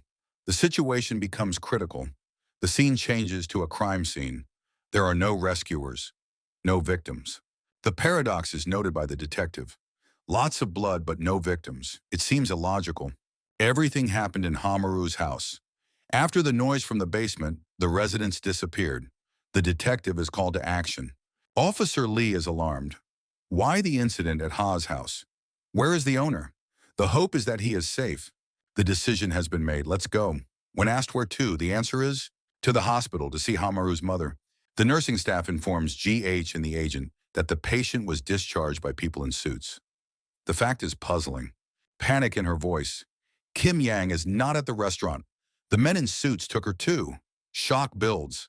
The boy realizes his mother and sister have been taken hostage. He immediately rushes to help them. Even the agent can't keep up with him. On the way out, the man guesses the location. The butcher shop headquarters. It's a restricted area in the center of the city. The young man notes the heavy security at the facility. Security there is at the highest level. Someone comes out of the door wearing black boots. Director Choi comments ironically on the unexpected encounter. His phrase sounds like a jab. How much he looks like a pirate. Detective Han Tae-sik introduces himself. His presence adds to the tension of their conversation. Han Tae-sik accuses Choi of killing people. Talks about his career through employee replacements. The detective inquires about the gangster's visit to the hospital. His question is full of hidden subtext. Choi parries, he visits the sick. He advises the detective to also appreciate the people around him. The detective in turn tells the pirate to take care of himself. Abruptly calls the meeting a waste of time. A report of a problem interrupts the conversation. The assistant reports to Director Choi. The assistant reports Hamaru's return to the ward. The information is alarming, but the pirate grabs his employee by the mouth and tells him to be quiet. After all, he is trumpeting important information here in front of the detective. I had to sink my teeth into his jaw. Choi threateningly demands silence. The sound of a punch abruptly cuts short the attempt to speak. The detective looks at this and advises the gangster to keep a better eye on his subordinates instead of handing out advice left and right. Choi coldly promises to attend Han's funeral. The old man asks him for a generous funeral contribution. Again, the old detective wins the bandit in a verbal altercation. The director is surprised at Hamaru's speed. The question arises, who is behind the guy's back? The scene changes. The stranger politely introduces himself to Hamaru. His tone is emphatically neutral and correct. The man informs him that he was expecting a young man. His words sound like a prepared sentence. The stranger suggests that Hamaru get into the car and continue the conversation later. Then the puzzle begins to take shape in the protagonist's mind. The man in the suit is in front of him. The guy asks the stranger directly, did he kidnap his mother and sister? The question is full of anger. GG reaches for a knife. The man calmly confirms the fact of kidnapping, shocking the protagonist. He apologizes for his abruptness and rudeness. The young man tries to say something, perhaps a protest or a request. His speech is interrupted. He sees a woman's feet in shoes. The man mentions the president, who will explain the details of the situation. The girl has been sitting in the car all this time. She politely introduces herself as Ha Maru. The screen shows the location of the scene, the Charlotte Hotel. President Shim Eun-young's name is mentioned. President Shim Eun-young introduces herself as Ha Maru. She is the head of the Charlotte chain. Formality is felt in the tone. The guy abruptly cuts off introductions. He demands to know the whereabouts of the family. Another man comes out and promises to explain everything, The young man is shocked by the sudden appearance of his acquaintances. His exclamation expresses utter bewilderment. Hamaru is perplexed to see the acquaintances with Charlotte. Their greeting sounds too familiar. The guy demands an answer. Why are the acquaintances working with Charlotte? The reason is explained. World Group has requested Charlotte's help. The situation is described as hostile. The agents apologize for the rush and surprise. Hamaru is outraged at the family being kidnapped without asking. The young man poses a tough question. How are Charlotte's methods different from the head center? The bottom line is the same. The man asks to wait and look at the screen. His tone is urgent, almost pleading. The camera shows Mir's tracking team already at the hospital. Without Charlotte, the family would have been captured. That's reassuring to GG. Shim Eun-young immediately turned to Hamaru and asked the protagonist to sit in their car. She assures the guy that he will be taken to his family. That's the key promise in this situation. The scene has changed. They list their areas of influence. Pharmaceuticals, hotels, department stores, petrochemicals, finance. The power of Charlotte. World Group, on the other hand, focuses on defense, trade, distribution, and construction. Their interests are quite different. Security is also World Group's area of influence. Both corporations hid their true colors behind a legal facade. In the shadows, the companies fought a fierce war. Their confrontation remained invisible for a long time. One man ended the war by brute force. His actions changed the balance of power forever. Charlotte's defeat led to a split. The group has split into two warring camps. One faction wishes to hand Charlotte over to the World Group. Their goal is total surrender to the enemy. The other faction seeks to protect and preserve the Charlotte Group. They are fighting for independence. Hamaru interrupts the conversation. He is not interested in the story. He demands to get to the heart of the matter. Shim Eun-young states, Director Hong is dead, but the World Group still has a lot of power. She explains, Hamar alone can't save the family from the World Group. He needs Charlotte's resources. Shim offers to help Hamaru. Everyone was shocked at such an offer. In return, she hints at the need for his participation in their fight. The hero was also completely shocked by such a thing. But suddenly a white van crashed into their car, and the Rolls-Royce was out of control. The driver couldn't level the car and get back on the road. The car started spinning and wouldn't stop. The agents were already pressed very tightly against each other because of the tremendous speed. Finally, the car came to a stop, hitting the concrete wall hard. Some people immediately got out of the van and headed towards the expensive wrecked car. The girl woke up after the violent accident and found herself in the arms of the main character, who covered her with his body. He asked her how she felt and assumed it was an attack by the World Group bastards. The girl said it wasn't likely. Shim put her hand on Gigi's face and revealed the plot. Her brother Shim Young-yu wants to kill her and hand Charlotte over to the enemy. Information about troop movements has surfaced. The situation becomes more and more dangerous and tense. Shim Young-yu makes a promise. Charlotte will protect Hamaru's family from the World Group's persecution. She asks a direct question. Does Hamaru agree to be her weapon for a while? The offer is made. The guy was shocked by this situation. Hamaru took up his pen and made his condition. Shim must prove the ability to protect his family, demands a guarantee. The young man makes a deal. If Shim proves strength, he will become her sword. His decision is final. A guy in black boots came out at the same time as Mr. Pirate. It was the tough pirate director again. He arrived at some temple and was surprised because they had prepared for his arrival. He was greeted and ordered the door to be opened for him. And inside was a memorial to the tough old red-headed boss. A girl with purple hair standing beside him. And a bunch of other agents stood to honor Hong's memory. Just then, the girl noticed the person who had entered and said that he had finally appeared. Turning around, Director Yu Dan asked, What about the boy who killed Hong? In a nod, the pirate said that the kid managed to escape. But his accomplice Kim was found. She was sitting and thinking about the fact that she had lost her sister anyway. Her comrades would not forgive her. The butcher will kill her if she returns without her sister, and she would like to eat now. But there was no money. She went back to talking to the cooks, who were terrified and trembling with fear. She stood with a huge team of agents and said she would have to level the restaurant. The girl turned to all her South Korean comrades, but then turned around and asked only to be given some money. The scene went back to the road again, and now the top of agents stood in front of one main character. The bastards were walking, and one of them was contemplating that with luck they would be promoted to the head office. They would only have to kill Shim's bodyguard. He had already pulled out a knife and was preparing to kill everyone in the way. It was the manager of Charlotte's Pharmaceuticals, Cho Byunju.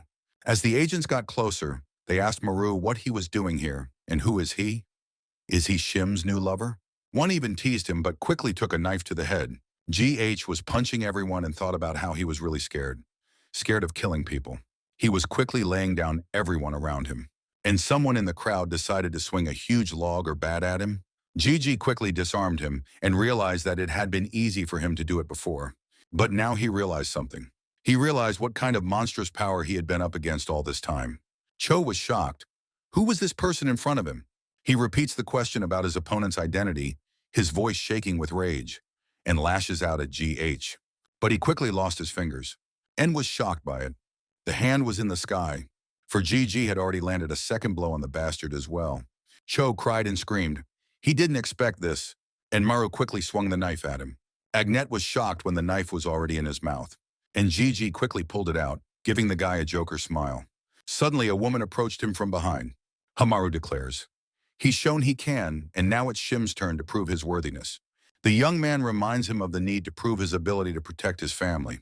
The boy asks about the plan to save his mother. His question sounds urgent. After all, there's no car. Are they going to walk? Shim Yun-young reassures him. The necessary steps have already been taken. The helicopter is in place. She reminds Hamaru of his own demand for proof of force. Shim offers to go to the funeral of the man the guy killed. And they've already been to that very temple. Ritual vows are sounded. Eastern heavens bind the earth. Southern heavens give coolness. Western heavens purify.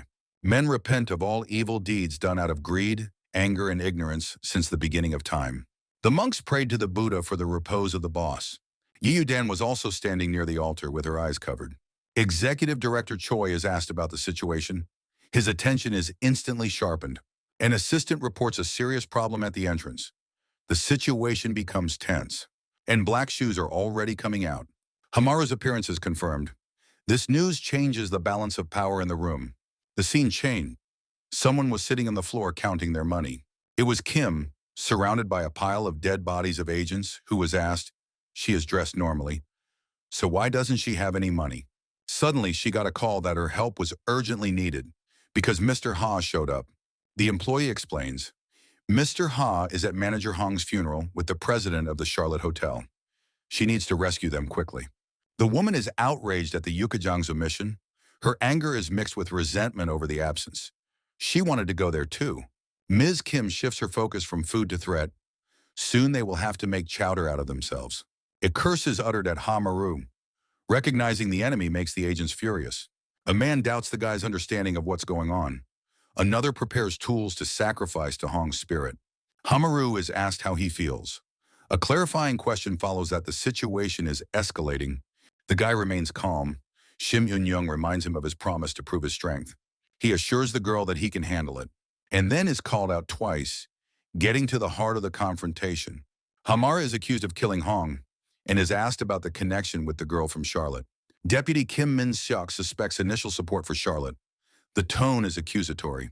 Insults are flying at Hamaru. He is accused of pretending and ulterior motives. Someone interrupts the conversation. A voice demands the identity of the troublemaker. But suddenly the bastard is grabbed by the cheek and told to shut up. Then the pirate just took him and shoved him out of the way. It's time to figure it out for himself. Choi Kajong apologizes for unworthy subordinates, recognizes killing Hong as a significant achievement. He introduces himself as the executive director of world security, promises Ha Maru the treatment he deserves. Someone rebukes Choi for taking all the fun out of it. The voice sees Ha Maru as a gift. The question arises, will catching the guy prove superiority over Hong? The man demands a retreat, declaring the guy his prey. Finally, someone suggests we finish this guy off quickly, who already started to pull out his knife. But the girl stopped him and addressed the World Organization. She stepped forward and asked, is that all they want? They will get nothing if they kill the Mara here. The agents are demanding to restore the honor this guy pulled. Doubt was voiced about the girl's understanding of the glory of killing the murderous Hong. The girl speaks of the only way to restore honor. Honest revenge on Hong's murderer. Questioning the meaning of the mob attack. Repeated questioning of the loss of honor in a group attack on one. The point of the confrontation is questioned. She recalled Hamaru's honorable victory over Hong. None of them would have had the courage to fight Hong in their lifetime. All the soldiers were furious at such accusations of cowardice. The girl gave a clear warning. Shim would not tolerate threats to her men, despite the split in Charlotte. She threatened them with war if Hamaru was killed, and questioned the cost of an empty victory over one man. Enumerating losses, no honor, no glory, no gain. A challenge to the brave to take responsibility or leave. She insulted talkative opponents. A brief phrase expressing contempt for their speeches. All the agents were simply furious at such nihilism. Even Maru himself stood in shock. Someone started clapping and said that it was very good squan. Everyone turned around at someone's recognition of Shim Yun-young's oratory skills. It was Principal Yu, who compared her oratory skills to her father's. She approached the Maru and asked the key question about the culprit behind Manager Hong's death. The phrase summarizes the cause of the conflict. Maru was shocked. Now they looked at each other in silence. The purple-haired girl only hummed, and then showed her grin. It was unclear if it was a smile. The warning of a new encounter sounds like a promise. The voice maintains an icy calm. The guy asks about the woman's identity. The question is full of wariness and distrust. The girl next to him introduces him to Yuding, the chairman of the World Group. Her name causes instant tension. Yuding is named as the main threat. She tells GH that he needs to be extremely careful with her. After a moment, they went inside, and now they were walking surrounded by people who looked at them with hatred. They came to a huge statue of a Buddha, at the bottom of which they saw an altar or memorial to Boss Hong. The candles were lit, and GH was reflecting on his boss. After all, he didn't come here to mourn the bastard. Guy begins his accusation, recalling the actions against his family. His voice shakes with anger. He calls what he has done unforgivable, admits to wanting to personally carry out the reprisal, questioning the strange act. Why did Hong allow himself to be killed when he had the opportunity to kill? He remembered how his boss addressed him before he died, and his last words in question, had he finally become human? And his final advice to live his whole life as a human being? Why did he tell him that? Why still let himself be killed with those last words? He thought about the fact that there was no way to find out now. Hamaru concedes. The answer will come later. The main thing now is to survive at all costs. The young man asks not to be disturbed and bows. Gigi assures him that he is using the lessons taught by Chonho. Hamaru vows to kill everyone and survive. The decision is irrevocable and filled with rage. Shim Yun-young confirms Hamaru's status as his weapon. Her words sound like a judgment. Once he passes through those doors, he has become her weapon. The boy smirked, and the two of them were already walking in the temple courtyard under the brightly shining sun. The helicopter blades spun, and they flew away, leaving one man standing below watching their flight. The man stood and smoked, thinking of H.A. Maru. Shim Yun-young was mentioned. He threw the cigarette away. And while the cigarette flew in the air just like a helicopter, the pirate started to walk backwards. His face distorted into a smile as he foreshadows an interesting development. The tone combines excitement and menace. Next, the location of the action is clearly defined. It's the Charlotte Hotel, Seoul branch. The indication of the time period is that a week has passed. The hotel staff is greeting President Shim Yun-young. An urgent message from an employee. People from Hong's funeral are banging on the safe. The problem needs to be solved immediately. They thought, why did Hong give them a key for the safe that has a code lock on it? Is this another test of strength? An irritated remark about fools who can't open a safe even with a key. Sounds disappointed. Shim Yun-young's order is to act delicately with Hamaru's colleagues. Remove them from the guest site. New disturbing report. The problem is related to a woman who eats even oyster food already. Please order takeout before the glutton destroys everything. They're noting a revitalization of the hotel. It's even calming. Greeting the president was outside the VIP room, noting a calm that looks like the calm before the storm. Tension is rising. Mention of Hamaru. He is with his family all the time. Woman is shocked at the girl's reference to the president's sister. Hanaru is happy to see Shim Yun-young. Shim Yun-young greets Hamaru. The warmth contrasts with the general atmosphere. The girl asks Naru about a possible problem. Hanaru complains about not being aware of the events. Asks Sister Shim to tell the truth. The girl averts her gaze. And Maru waved her negatively. Not to tell. He would never tell her the truth. Confirms Hamaru's secrecy. Maru gave his mom's advice to rest. Her objection because of the president's visit. Shim revealed Hamaru's plans against World Group for the sake of the family. She explained, brother is worried about his sister. Shim Yun-young's promise to help Hamaru with all her strength. Hamaru's mother thanks Shim Yun-young for helping her son and asks her to take care of him. GH worries about those who are in danger because of him. Shim Yun-young reassures his mother, reassures her that Hamaru himself has become a great help to her. Urgent message from an employee. A serious problem has arisen. The tone is panicked. Shim Yun-young asks about the culprit of Maru's team with irritation, accustomed to incidents. But the matter is different. The girl was shocked. After all, Vice Chairman Shim Young-yu has arrived here.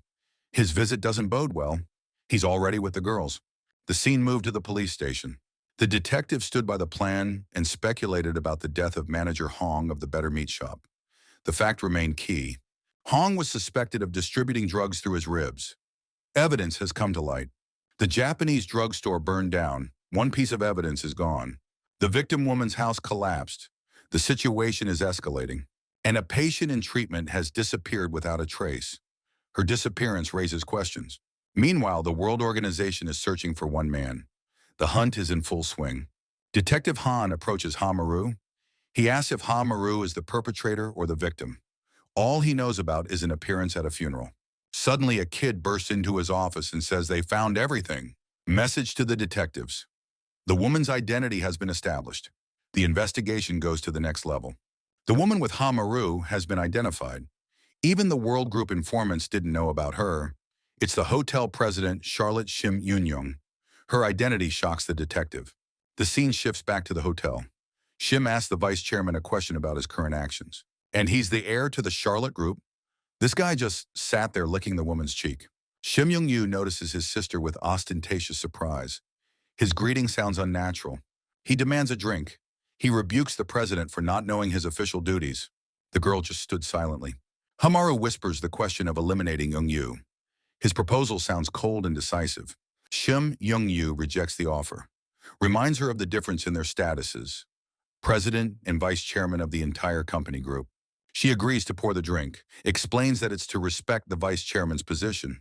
Shim Yun-young complies with his brother's request. The wine pours. The girl ironically wonders about the taste of the drink. It is now pouring over the guy's head. She smiles and asks the bastard, how does he like it now? Does he like it? She rebukes Yoongi's cooperation with the World Group. She admits her past acquiescence. And now she's openly spending time with world people. She compares them to the dogs of the enemy. Choi Ki-young condemns the rough treatment. His remark maintains ostensible politeness. Yoon-young acknowledges his brother's possible offense, reminds her of her father's decision to turn the group over to her. She accuses Young-yu of lusting for power. She accuses him of wanting the chairman's chair. Young-yu brought enemies with his father alive. He betrayed them. The girl asks if the alcohol is making him lose his senses. Eun-young tells the real reason for his appointment. His father saw his brother's failure. At this point, the man turned to his sister and praised poured by his sister. Attributes the flavor to her status. Complains of loneliness. Young-yu persistently offers the drink to his butterflies. Ignores the request to change his wet clothes first. At the same moment, he grabs this girl's face. He orders an immediate drink. His tone does not tolerate objection or delay. Someone chokes up. Young-yu demands unquestioning obedience to his orders. Young-yu addresses Eun-young by name. His reprimand sounds provocative and aggressive. He threw an empty bottle at her. Then he walks over and starts accusing his sister of being arrogant. Her status as heiress doesn't make her chairman. It reminds her of the father's vegetative state. As long as the father is alive, the inheritance will not pass to her. The girl orders her brother to watch his tongue and to be vigilant, for she is always one step ahead of him. Suddenly, they were interrupted by a small laugh, and in the very next second, Choi loudly started laughing over their argument. Choi Ki-jong ironically comments on the warm family scene. His sarcasm is obvious. Yoon-young demands that Choi remove himself, calls him Yu-dan's dog, meddling in the family's affairs. The guy broke the whiskey glass in his hand out of anger. And with an angry look, he walked over and said that you should be called mistress. And in the next second, he reached out his hand to her face. By doing so, he wanted to teach her a lesson, but the knife was already in the frame. But Chol took his hand away right before Maru jumped on him to chop his hand. Gigi turned to the pirate and said he should have gotten the hell out of here. After all, as long as he wasn't cut to pieces, he had the opportunity to do so. He pointed the knife at him while the Chol himself remained silent. He looked at his hands and was shocked. Even with all his attempts to deflect the GG's blow, he was still able to cut him up, which means this kid's not hopeless. On the contrary, he's more interesting than Chul realized. He licked his hand and thought that's just great. After all, now he would be able to break it with pleasure. Choi Kajong anticipates the pleasure of crushing Hamaru. His excitement grows with every second of the confrontation. He scratches GG's arms with a quick scrape. He is confused. The blocking should have worked. The injury causes him genuine bewilderment. Kajong demands action from Hamaru. His shout is full of impatience and fighting gusto. He calls for a demonstration of Chonho's techniques. The guy was shocked at the possibility of cutting the guy with his bare hands. The man notes the monstrous strength of the young man's grip. His commentary breaks off at the multi-point line. He thinks back to Chonho and realized that it couldn't compare to his teacher at all. He displayed his knife in a fighting stance and heads forward to Chul for the strike. He's confident of his victory. The scene has changed. The hotel staff apologizes to the guests for disturbing them, promises generous compensation for the incident. Someone mentions Senior Managing Director Choi. He used to be in Hong's shadow, but now Choi is one of World Group's key forces. The question arises about Hamaru's ability to defeat him. Kijong looks at the guy's technique with interest. His question sounds like the beginning of a fight breakdown. He recognizes Choi Doyle's technique, warns him that it's not enough to satisfy him. The guy quickly grabs a bottle from the table and starts fighting with it. Chol now recognizes Baek Seok Ho's mastery of the technique as well. The surprise grows as the skills are demonstrated. Ki-young recognizes Hamaru is more interesting than expected. His assessment of the guy changes in real time. Now the guy has intercepted the sword again. Remember, it's happened before. The next question was about Kim Yang's technique. The young man's range of skills continues to amaze. Chol concluded, Hong Jung-ho clearly cared for the lad. Such a complete transfer of knowledge speaks for itself. A statement of fact. It was Jun-ho who taught all these different techniques. His role was key. Kajong diminishes the importance of what was shown. He calls the techniques just tricks without depth. He questions, didn't Jun-ho teach more? The question sounds like frustration. Kajong calls the situation absurd.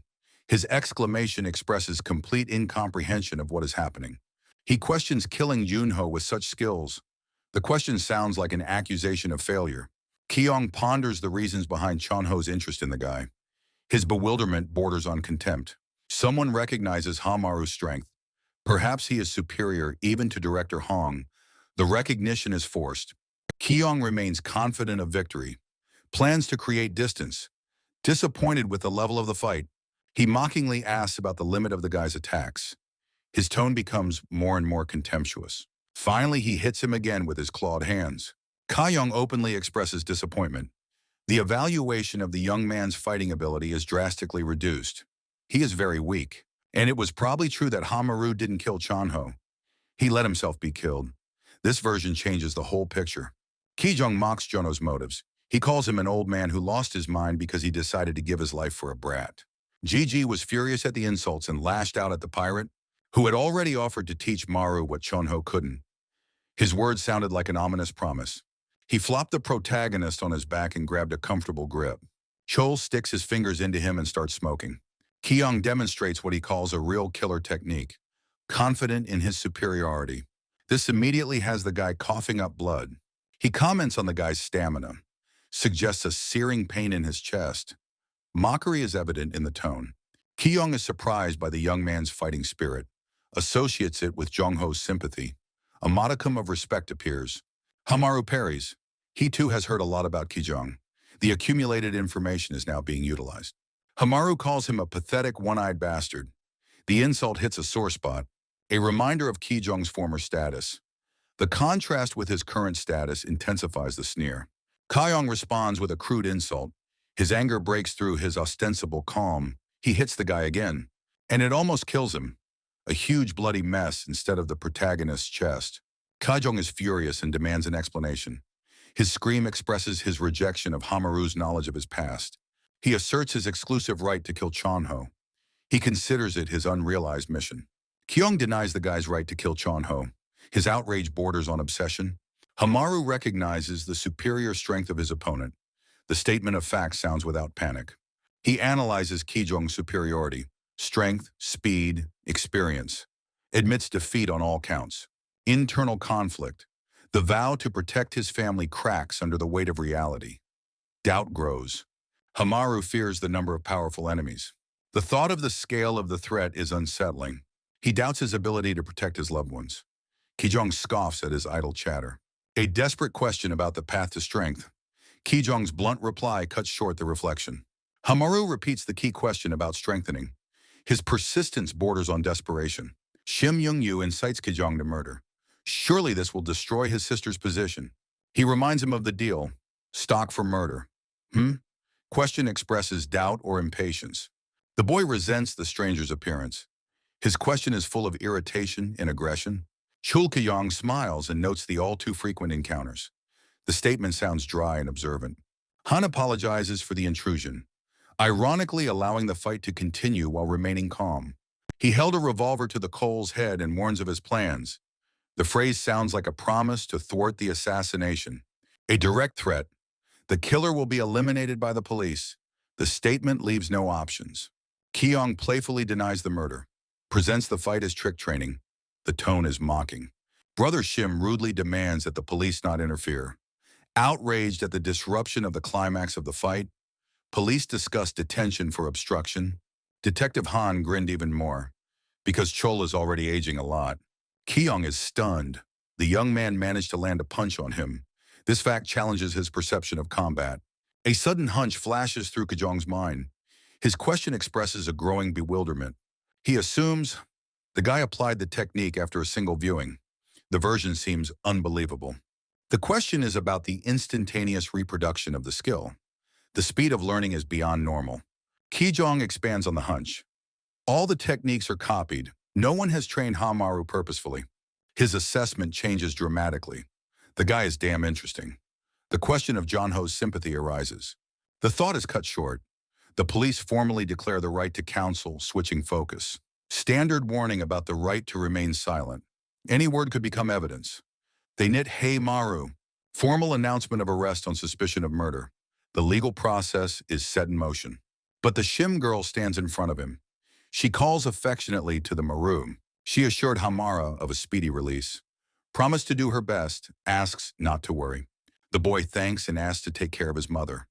His thoughts are even now with his loved ones. Chul is surprised at Hamaru's concern for his family.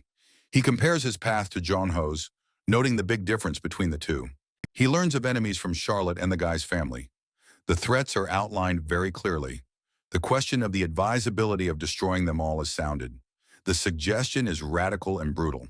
Asked for a name, Hamaru vows to destroy the enemy even if he is in the other world. The promise sounds fatal. The vow to tear the opponent to pieces with his own hands is complete.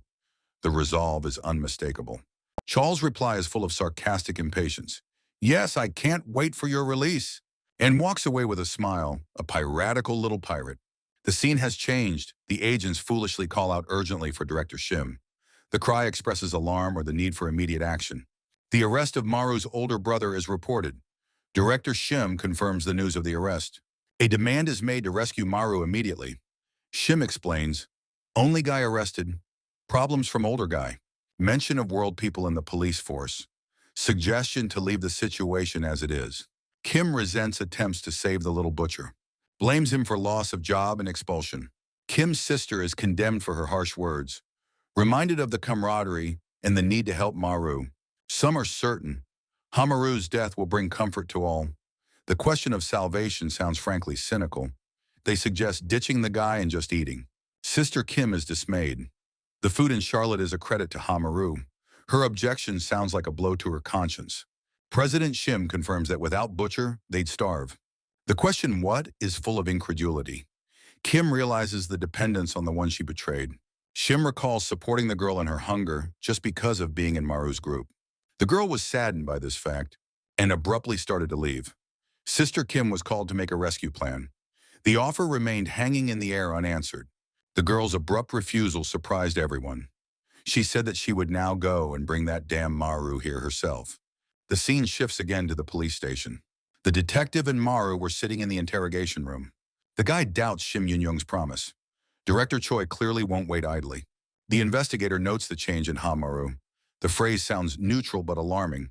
It's a reminder of two cases, drugs and murder. The connection of the incidents seems ominous. Suspicion fell on World, but the worker's blood is found at GH's home. Mention of Hong's funeral, which he attended. Direct questioning about ties to the World group. Demand for an explanation sounds like an ultimatum. The detective begs Hamara to talk. The desire to help struggles with the image of the ruthless cop. Desperation. How to help someone who looks like a killer of dozens? The question remains unanswered. The demand for frankness from Inspector An Kiju is interrupted by a joke about the hunger death of the GG. The tension eases slightly. Superintendent An insists on being fed before interrogation. His logic is irrefutable. Food is just food, but the chief of police is furious. Arrest at gunpoint without evidence is a blatant overreaction from the detective. The search for evidence is on, so the suspect is fed. The promise to keep an eye on him sounds firm. The detective leaves briefly, asking for supervision. His tone betrays an undercurrent of concern. New investigator sympathizes with the strict supervisor. Offers the guy something to eat and talk about. Just then, the guy realizes that Shim Yun-young has already started acting. Investigator praises the restaurant-level food. Offers to help with feeding from behind the handcuffs. The guy thinks he was worried for nothing. The scene switches to Director Yu, who is skeptical of the situation. Short as ridiculous sounds dismissive. Discusses the absurdity of the order to bring the man back. Fighting in a public place warrants arrest. Mentions the vice president flirting with female employees. It hurts the company's reputation. The director threatened them with death at her hands. The question sounds icy polite. Chairman Yu Dine links the scandal at the hotel to President Shim's criticism. Her cards are dealt.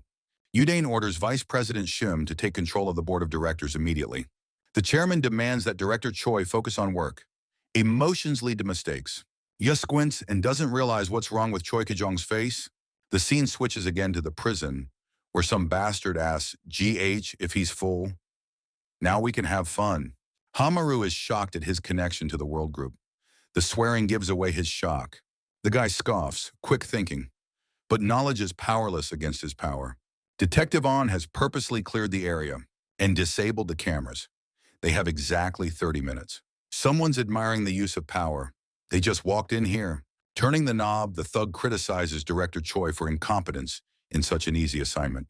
Those who entered are struck by the darkness and the smell of blood. They look for a beaten Hamaru and Detective An. It is assumed that the detective has been away for a while. The unknown man orders Hamaru to wake up. The chairman waits for him without further ado. Detective An is discovered. Yes, he's obviously not feeling well. A brief exclamation expresses shock at his condition. Someone looks ironically at the man lying there. The detective's intrepid murder right in the station. The blood is still warm. Death is recent. The logical conclusion is that Hamaru didn't get far. The urgent order to find him first is immediate. Clarification of the goal is to get ahead of the other flies in the group. The need for speed of action is obvious. The tough suggestion is to cut off the guy's legs to immobilize him. The method is radical but effective. Maru was already walking down the street. The alternative is to chop the man in half. The extreme measure is discussed with frightening simplicity. The main requirement is to deliver Hamaru alive. Breathing is the only prerequisite. The scene switches back again. An asks about the taste of food now. The question sounds mockingly emphatic. An is warned. Hamaru is already being followed. Unexpected conclusion. These aren't Shim Yun-young's people. The offer to have fun sounds playfully threatening. The phrase hangs in the air unanswered. Hamaru is shocked by the interlocutor's connection to the World Group. His scolding betrays rage. Admittedly, the guy quickly grasps the situation, but promises helplessness before his power. Someone furiously berates the stupid bastard Hamaru. Anger is directed at the guy who ran away. Threateningly, one asks if one will really have to act. The question sounds like a warning. Admittedly, only Charlotte's buffeting forces help. Hamaru's death is indifferent. Kim annoyingly calls the guy an annoying bastard. Nerves are clearly on edge. She resents, "What am I, his mom?" Kim vows to find Hamara as if it's a personal insult. Asked about the final interrogation room, the phrase "it's time for trial" sounds fatal. The short swear word "stupid bastard" expresses growing contempt. She draws her baton and vows to rain hellfire down on Hamaru's head. The threat is very specific. They promise to bring down the cudgel of unrelenting justice. They demand that you put your head on the line. The shocked question, "How are you?" remains unanswered, cut off at the halfway point. Maru beats up his assailant and asks Kim how she got here. A hysterical rebuke of the detective's murder. The accusation of insanity sounds on the verge of panic. Hamaru coldly calls the detective a world henchman. The group is on its way. The guy explains what he did. Couldn't let them get away, set everything up for the group's arrival. Hamaru demands that World Group be framed in front of the police. I'm sure their man can handle it. The guy he's talking to blows up with a swear word. Helping out for the buffet, and now I have to clean up a dead body? Absolutely not. No, I won't. Vows to stand to the death for Han Wu, the most delicious meat in the world. The guy compares the task to crossing the border. Offers unlimited Hanwoo dinner. Skepticism was in the girl's voice. Think you'll buy me? Drooling mention of a lifetime buffet. Instant agreement. It's a deal. A promise to work things out sounding almost friendly.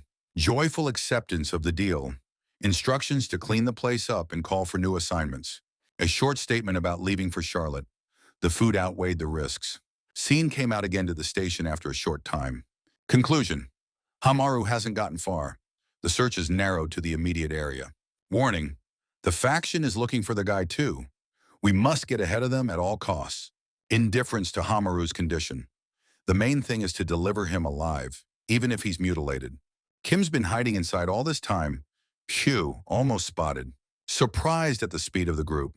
The question about Captain Kim gives off an alarm. Fury at the sight of the hated captain.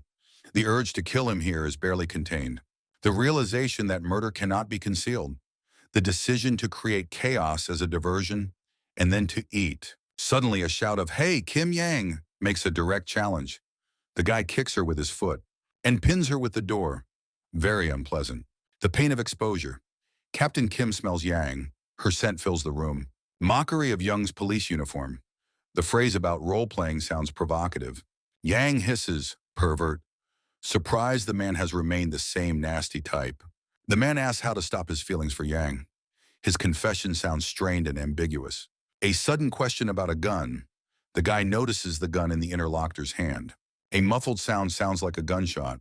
The detective is shocked. His partner said it's unthinkable. In a police station, doubt is growing.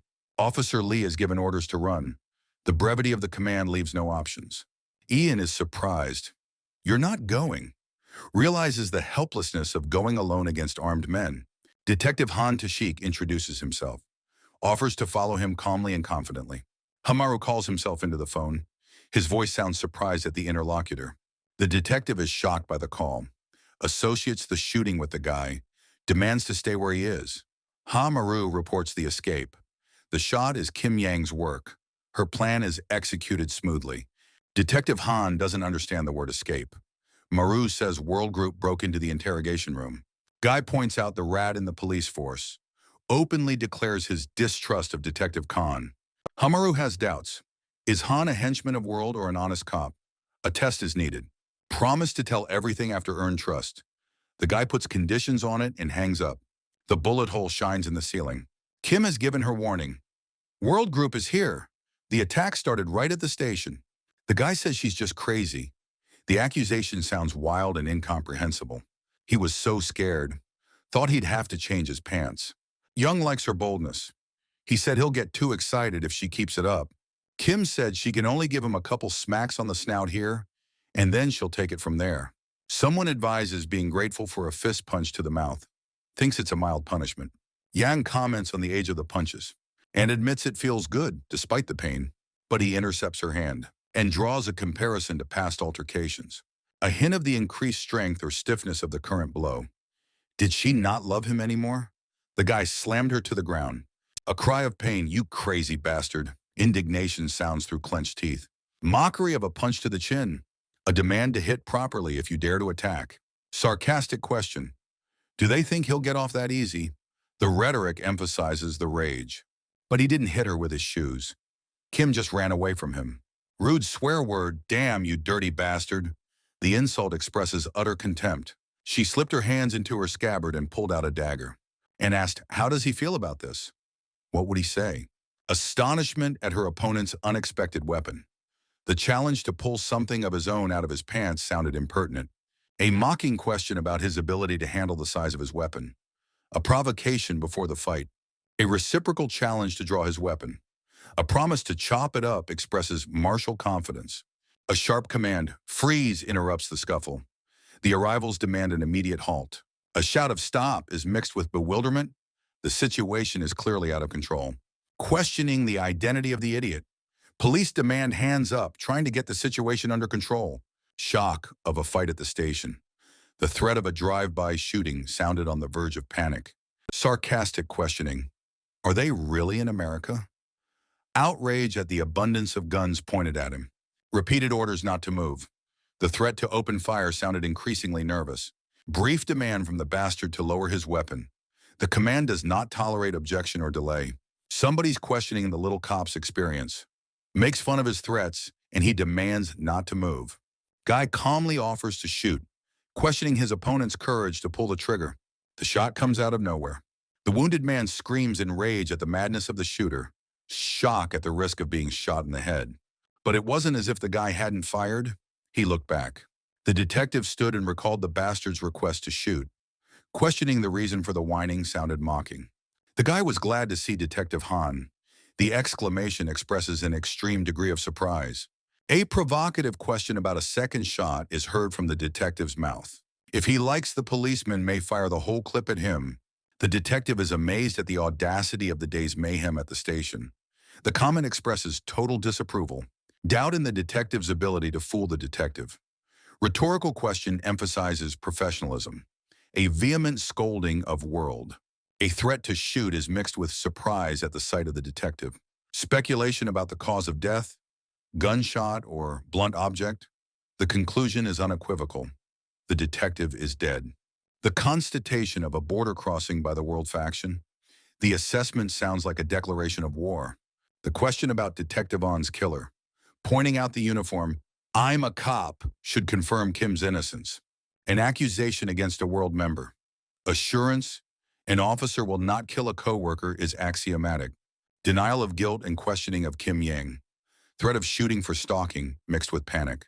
Confession, expected Hamaru's escape, but not such a nightmare. Accusation of murdering a witness. Allegation of trying to get rid of a witness. Swearing at Kim Yang expresses powerlessness. Denial of Detective On's murder. Claiming to find the body sounds like an alibi. An ultimatum. One more word and the shot is fired. The warning leaves no room for discussion. Formal arrest of Kim Soo-hyun on suspicion of killing an officer. The procedure has been strictly followed. Order to lock up the suspect. Approval. Good decision. Sounds cynical. Objection to arrest without evidence. Demand for a report ignores cries of innocence. A brief affirmation of the order. The phrase "you worked hard" sounds formal. Questioning a strange greeting. Observation undermines the subordinate's credibility. Who salutes like that? Nervous reaction to question about salute. Order to take her, triggers detention. Outrage at criticism of the salute. An assertion of the North Korean standard. Angry, pointing at a woman. A question of trust after the shooting. A reminder of the promise to shoot for excess words. A statement of exceeding the word limit. The phrase sounds like a justification for the violence used. Scene change. Agents discussing delusional plan to attack the precinct with an ice rink. The proposal to use missiles to destroy evidence. Shim Yun-young picks up the phone. Hamaru introduces himself briefly and without emotion. Shim Yun-young is anxious about Hamaru's condition. Her question sounds genuinely concerned. She asks the question about the possibility of a call, jubilation about Hamaru's rescue, gratitude for Kim Yang's escape from the station. A warning about Kim Yang's delay. Intention to go to Charlotte is interrupted, but a brief report of surveillance. The situation instantly goes into a dangerous phase. The girl asks questions about the location and number of stalkers. Clarification. The area around the precinct is crowded. Uncertainty about surveillance methods. Estimate, 3 to 4 people, possibly more around. Decision not to take them to the hotel. The danger is too great for the base. Firm intention to sort it out on the spot. Hamaru takes responsibility. Shim Yun-young offers reinforcements. Short, don't reject the help. Concerns about a possible visit from Shim Yun-young. Warning not to relax hotel security. Problem. The place is crowded. Chaos is inevitable. Realization of the difficulty of stealthy elimination. Confused question of action. Hamaru's solution is to deal with the pursuers. There was a request from the guy to control the situation and mop up. Delegation of rear tasks to Shim Yun-young. A passerby pulled out a knife, but immediately lost his hand, and the guy demanded a getaway car. A logical conclusion to the operation. Confirmation that the requests have been fulfilled. Readiness to act immediately sounds clear. The stalker was already dead. GH notes the tactics of the attackers. Not a mass onslaught, but successive single attacks. Conclusion of the goal to hold Hamara in place. Decision to change direction for a breakthrough. Indication of the need for movement of the hidden forces. The order affects all ambush fighters. A firm intention to eliminate all pursuers. The statement sounds like a sentence. The goal after the battle is to return to the Charlotte Hotel. Protecting the family is an absolute priority. He intercepts the knife from his attacker and points it at him, stabbing him in the heart and dragging the bastard into the alley. Everyone around him immediately recognizes that GH has reached a dead end. The order to get him is given with a shout of triumph, and in a second they were all inside the alley. A few moments later, the guy was already coming out alone. Shim Yun-young's actions are confident. She's tasked with the final stages of the operation, cleaning up all those dead bodies, hoping for a car to pull up in time. The anticipation borders on impatience. The glass tilts slightly. The driver clarifies the passenger's identity. A question confirms the identification procedure. Offer of delivery to the Charlotte Hotel. Willingness to help is explicitly expressed. Estimate of ideal arrival time. He called on the phone and thanked Shim Yun-young for the accurate calculation. The message for Shim Yun-young to board the car caused slight confusion. A question about a possible mistake with the transportation. Their driver had just pulled out. Clarification about a possible mix-up with the car. The situation requires immediate clarification. Inquiry about Hamaru's condition. Questions are interrupted by his promise to call back. Direct question about World Group affiliation. Suspicion in his tone. The driver made a scary face. He hit the pedal. The revs sped up, and the car accelerated further down the highway. The scene changed. The detective was surprised by the choice of target. The question of why Hamaru was the one being pursued. Analyzing the attack of a high-ranking person on a private. Questioning the degree of threat to Hamaru. A statement of the oddities of the case. Disabling cameras, murder, but no charges. Questioning the spy in the police force according to Hamaru. Swearing at the detective who wanted to shoot for words. Repeated crude cursing at an opponent. A phrase expressing extreme hatred and disgust. Recognizing the hopelessness of the situation. The decision to go back to the old ways sounds like the last choice. The scene shifts again to a car speeding down the highway. A rhetorical question about a shared doom. The phrase breaks off, increasing the drama of the moment. A harsh suggestion of dying alone. The refusal to share another's death sounded final. GH continued to kick the bastard's head with effort. The car tilted and hit a small pole at high speed. It looked like it wouldn't be able to go anytime soon. GH kicked the door with his foot. Getting out of the car, the hero held his head. Hit hard, almost died. Decision to focus on a different problem. The realization of false priorities comes suddenly. Surprise at the precise knowledge of the route. Suspicion of super accurate information in the pursuers. What if they knew about his escape? A statement of fact about the pursuit. Mention of the faction without further explanation. Abrupt realization, tracker. Detection of tracking explains all previous events. Assessment of the severity of the problem. Linking delays to failure to return home is alarming. A keen sense of danger. Shim Yun-young's warning of danger sounded urgent. He inquired about Kim Yang's whereabouts. The need to find her became critical. Shim Yun-young is worried about Hamaru's condition. He assures her of his well-being. Surprised by the method of communication. An urgent departure due to his father's deteriorating health. Shim Yun-yu seizes the moment to gather. The urgency of arrival is critical. The angry realization of the enemy's plans caused GG to have a fit of rage. The girl asked him where he was. She would send reinforcements. GH launched a World Group Alliance analysis in Shim Yun-yu. Shim Yun-young's fall threatens Hamaru's family. Determination to protect Shim Yun-young at all costs. But the question of methods remains open. He clutched the tracker tightly in his hands and realized that there was only one method left. An urgent request for Kim Yang's whereabouts. The need for coordination was growing. The scene shifted back to the car. The driver was beaten with special zeal. A rude insult to a certain yucker. An expression of extreme disappointment. Anger at the failure to catch one man. A rhetorical question emphasizing incompetence. Outrage at the loss of the tracker. Hamaru's destruction of the device. Pathetic apology from a subordinate. Criticism of Detective On's helplessness. New tracker signal detected. A chance for a fix. Shock at Hamaru's disappearance. Demanding an explanation and scolding over the delayed report. Impatient questioning about the reasons for the delay. The commander's irritation has reached its limit. Someone is shocked by Hamaru's incredible speed. The question sounds like a denial of the possible. A furious curse is directed at Hamaru. Repeated cursing intensifies the hatred. Insulting Hamaru as a bastard butcher. Kim flew in an air suit with a parachute. Kim claimed full compliance. The claim sounds like an excuse. Angry question about additional requirements. Impatience in her tone. Resentment at the strange challenge and conditions. The demand to fulfill the promise immediately. Shock at the order to jump. A rhetorical question questioning the value of life. Immediately, the guy ordered her to quickly jump off the building. The crude promise of violent reprisal. The comparison to the American bastard sounds insulting. A vow to destroy his opponent in the future. Determination expressed without reservation. She just flew and swore at the whole town. Flying over the hospital. The scene moved to the ward. A statement of the father's yesterday's well-being. The question of the cause of the deterioration remains open. Confirmation of normal condition during the day. Observation rules out natural causes.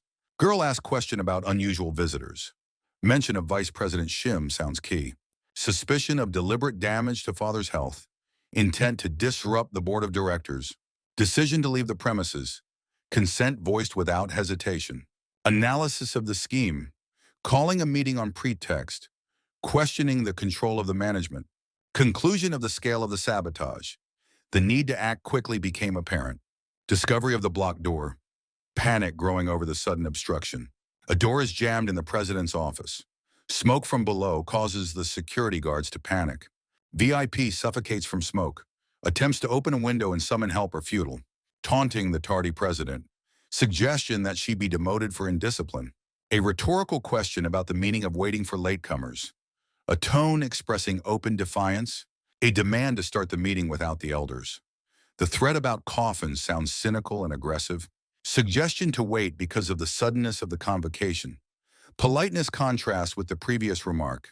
Reminder of President Shim's punctuality. A question about a possible incident. Cynical suggestion to start without absentees. Confidence in the right to replace the president. Blaming the vice president for the stock plunge. Sharp criticism of his foreign policy activities. Mentioning rumors of a transfer to the world grouping. A direct question demanded an immediate answer. The bastard was enraged and attempted to punch one of the board members. A request to avoid painful facts. Ironic wording betrays hypocrisy. Confession of vagrancy. The question about absentee gossip sounds provocative. Accusation of intent to hand over the world group. Hint of Shim Alinyong's connections with manager Hong. Counter-accusation. Shim Yunyong is playing around with world. His goal is to save the group and defeat his rival. The misunderstanding question sounds sincere. Then came the angry tirade about the stock dropping because of the VP, a demand for a sober assessment of reality. All the employees were not happy. The vice president sighed heavily. A rude demand for silence from the incompetent. An insult completes the line. An indignant question about the destruction of the group. Denial sounds like genuine bewilderment. Assertion about the creation of a pharmaceutical giant. Self-presentation of the savior of the group. He claimed to have prevented a greater fall in the stock. Accusing Shim Yun-young of being useless. Allegation of her ties to the world group. Stating Shim Yun-young's real management. The sentence is cut off halfway through by something hitting her. It was the door that was kicked in by that bastard Kim. Checking Hamaru's whereabouts. Confidence in the tracker data despite doubts. Confirmation of the tracker signal in Charlotte. The question of the legality of the invasion remains open. Search for Hamaru among the elderly. Joking about his supposed age. Re-examination of a possible escape. A subordinate insists on the accuracy of the signal. Questioning the possible hiding place on the grounds. Logical continuation of active search. Orders to turn the place upside down and find the bastard. Comparing him to a North Korean soldier is insulting. The girl was hiding right outside the window. From under the door came an angry question about the perpetrator of the riot. Swearing expresses a complete loss of control. A threat against the offending vice president. A question demanding an immediate answer. Mutual surprise at the encounter. Questions about the reason for the presence sound synchronized. Shim Young's explanation about the meeting. Hint of Udain's order to take control of the council. The shock of the revelation. The outcry of betrayal in puppet world. Panic over leaked information. The insult to the chairman's son. The traditional saying about unlucky descendants. Accusing Captain Kim of disrupting plans. A question expressing extreme indignation. A sarcastic offer of help. A detention order triggers chaos. Scene change, the girl was still lying in the smoke. A brief mention of an additional factor. The vice president decides to kill her here. Addressing the father amidst the chaos. He too had decided to be killed. An alert warning of approaching enemies. They were fiddling with the door. Realizing the purpose of the pursuer's visit. They've come to kill, no doubt about it. Identification of the attackers as Shim Young's henchmen. Context clarifies motivation. Rhetorical question about the approaching end. She covered her eyes. A short rebuttal of defeat. Maru's feet appeared to her. The assertion nothing is over yet inspires hope. The call for Maru to help her sounded quiet. He held out his hand and said that they would not simply surrender to them. The scene moved forward, and in front of us were the vital sign sensors. The relief of finding father safe was replaced by concern for his health. The director's condition has drastically deteriorated, causing serious concerns for his life. Shim Yun-young is shocked that her brother tried to kill father for the position of group chairman. Haunted by despair, the girl contemplates turning herself in to avoid a messy fight. Hamaru abruptly asks if she's really willing to give up everything, including the council. The man vows to protect Shim Yun-young's family even if the group moves on to others. The guy abruptly yells back at Shim Yun-young, reminding her to trust. Hamaru promises Shim Yun-young protection using all of his abilities and resources. The young man urges Shim Yun-young to believe in him and not give up on him. And she smiled sweetly. The determination to lead Shim Yun-young to the board meeting sounds clear and firm. Shim Yun-young points out Hamaru's need to change into suitable clothes. The girl wonders about the boyfriend's size, picking out a suitable outfit for him. Shim Yun-young questions the advisability of going to a meeting that's already over. Girl considers preparing for the shareholders' meeting more important, reassuring herself. Hamaru suggests that the current board of directors may not be functioning properly. The scene changes, and a loud, aggressive command to grab everyone present is heard. Hamaru coldly informs them that he sent a man named Kim Yang on a mission. Someone turns to Director Kwok, interrupting half-heartedly. A shocked question sounds about Director Kwok's death, demanding confirmation.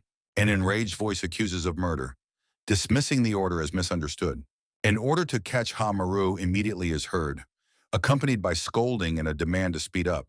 Vice panics as he realizes the magnitude of the problem, contemplating the need to kill all witnesses. A radical plan to kill everyone is proposed, followed by an ironic suggestion to talk to Captain Kim. Captain Kim demands to be released, resenting the rudeness at such a critical moment. A threat is made to report Captain Kim's failure to Chairman Yu, to which the latter responds with a challenge. But at the slightest threat, Vice calms Captain Kim down by denying the threats and offering a deal against Director Choi, promising to help Captain Kim with Chong after his own appointment as Charlotte's chairman sounds enticing. The offer is called attractive, and Captain Kim is already being hailed as the future Chairman Shim. Captain Kim agrees to cooperate, wondering what specific actions are required of him. The first order of business is to get rid of the shareholders and literally throw them out of the company. He flew out right next to the hitchhiker. The girl was shocked at what was happening inside the room, expressing it with a rude exclamation. There is a loud question about the situation outside the door, full of bewilderment and anxiety. Shim Young-yu promises to let everyone go peacefully if they obey his instructions. Guy shows the proxy document at the meeting, asking each shareholder to sign it for support. Director Park explodes with anger, accusing Shim Young-yu of fake voting without a resolution. Shim Young-yu dismissively parries, saying that Director Park doesn't understand the point of what's going on. Director Park demands an explanation, to which Shim Young-yu responds with nothing more than a mocking question. Shim Young-yu threatens to show his full reckless power despite pleading for him to stop. Shim Young-yu angrily declares that he won't repeat himself and doesn't care about their lives. Shim Young-yu orders Captain Kim to gather signatures by force, ignoring verbal entreaties. A clear command to eliminate all dissenters is sounded, which causes one of the directors to instantly capitulate. The director begs for mercy, reminding Shim Young-yu of childhood affection and family ties. Shim Young-yu dryly confirms the memories, mocking the paucity of his opponent's arguments. An order is given to throw out the resisting principal, accompanied by his scream of terror. The next guy refuses to sign and starts tearing up the contract. Director Kang challenges Shim Young-yu, declaring his willingness to die for Charlotte's principles. Shim Young-yu sarcastically praises Director Kang's bravery, reminding him of his status in the group. There is a chilling question about the fate of Director Kang's stock after his and his family's death. Shim Young-yu openly threatens to kill the director's wife and daughter if they refuse to sign the proxy. Director Kang surrenders after threatening to destroy his family. Heartily agreeing to sign, Shim Young-yu regrets the late use of force, pleased with the director's general submission. Captain Kim berates himself for failing to capture Hamaru, forcing an alliance with the hated Shim Young-yu. A question arises about the whereabouts of Hamaru, whose tracker signal persistently shows its location. Captain Kim ponders the fate of Hamaru and his chances of getting away with helping Young-yu. It is decided to deal with the corpses in the room first, putting off the search for Hamaru until later. Suddenly, he looks down and notices something strange. Someone is surprised to find an unknown person in the meeting area. A cigarette instantly flies out of his teeth. The appearance of a dignitary causes shock and speculation about her possible role. The girl's hands begin to detach. A sharp shout stops her actions, foiling her attempt to leave the dangerous place. Someone mockingly notes the strength of Hamaru's arms. He threw the girl down. And when she landed on the floor, he marveled at his long stay in hiding. Sounds like a succinct statement of the guy's imminent death, leaving no room for doubt. There's a question about Hamaru's method of execution, accompanied by a clarification of his identity from the vice president. A brief request for confirmation of the guy's capture breeds confidence that all problems have been solved. Just as suddenly, another gang member's ass flies into his face. Kim was in shock. What the hell happened? His bewilderment at what is happening is expressed by a brief exclamation, interrupted by a half-word. The main character appeared here. He recognized Hamara and became even more puzzled. Now, there was a disturbing question about the fate of the men in the suit that needed immediate clarification. The discovery of two outwardly identical people causes complete confusion among those present. Someone vehemently doubts the authenticity of one of the guys, using crude labeling. Then the logical question arises about the identity of the second man if the first is the real Hamaru. An irritated voice rejects the need to sort things out, deeming it a waste of time. A radical decision is made to kill both guys to guarantee the elimination of the target. GH identifies the man as the likely leader of the attackers, pointing out his authority.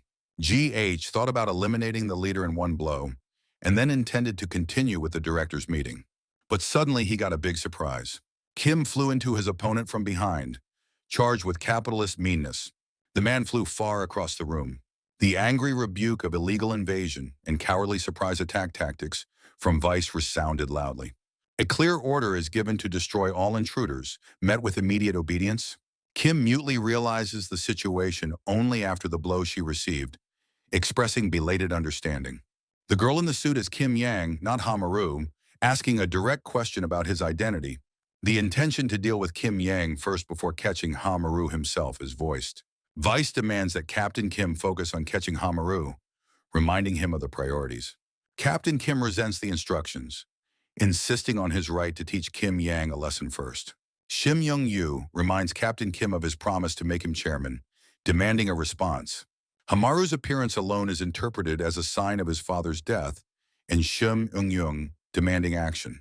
Someone's laughter resounds over the treaty, accompanied by a sarcastic question about dead people. Recognizing the voice causes shock and a mute question about the possible identity of the speaker. Shim Young-yu is shocked by his sister's sudden appearance, not understanding how she could have survived. Shim Young-yun calmly parries his brother's surprise, declaring that she won't die as long as he's alive. Vice curses, annoyed at the missed opportunity to eliminate both opponents at once. He marvels at the complexity of the fight. Then his sister reassures those present, promising protection. Director Park is relieved to greet Shim Young-young, worried about her tardiness and her father's condition.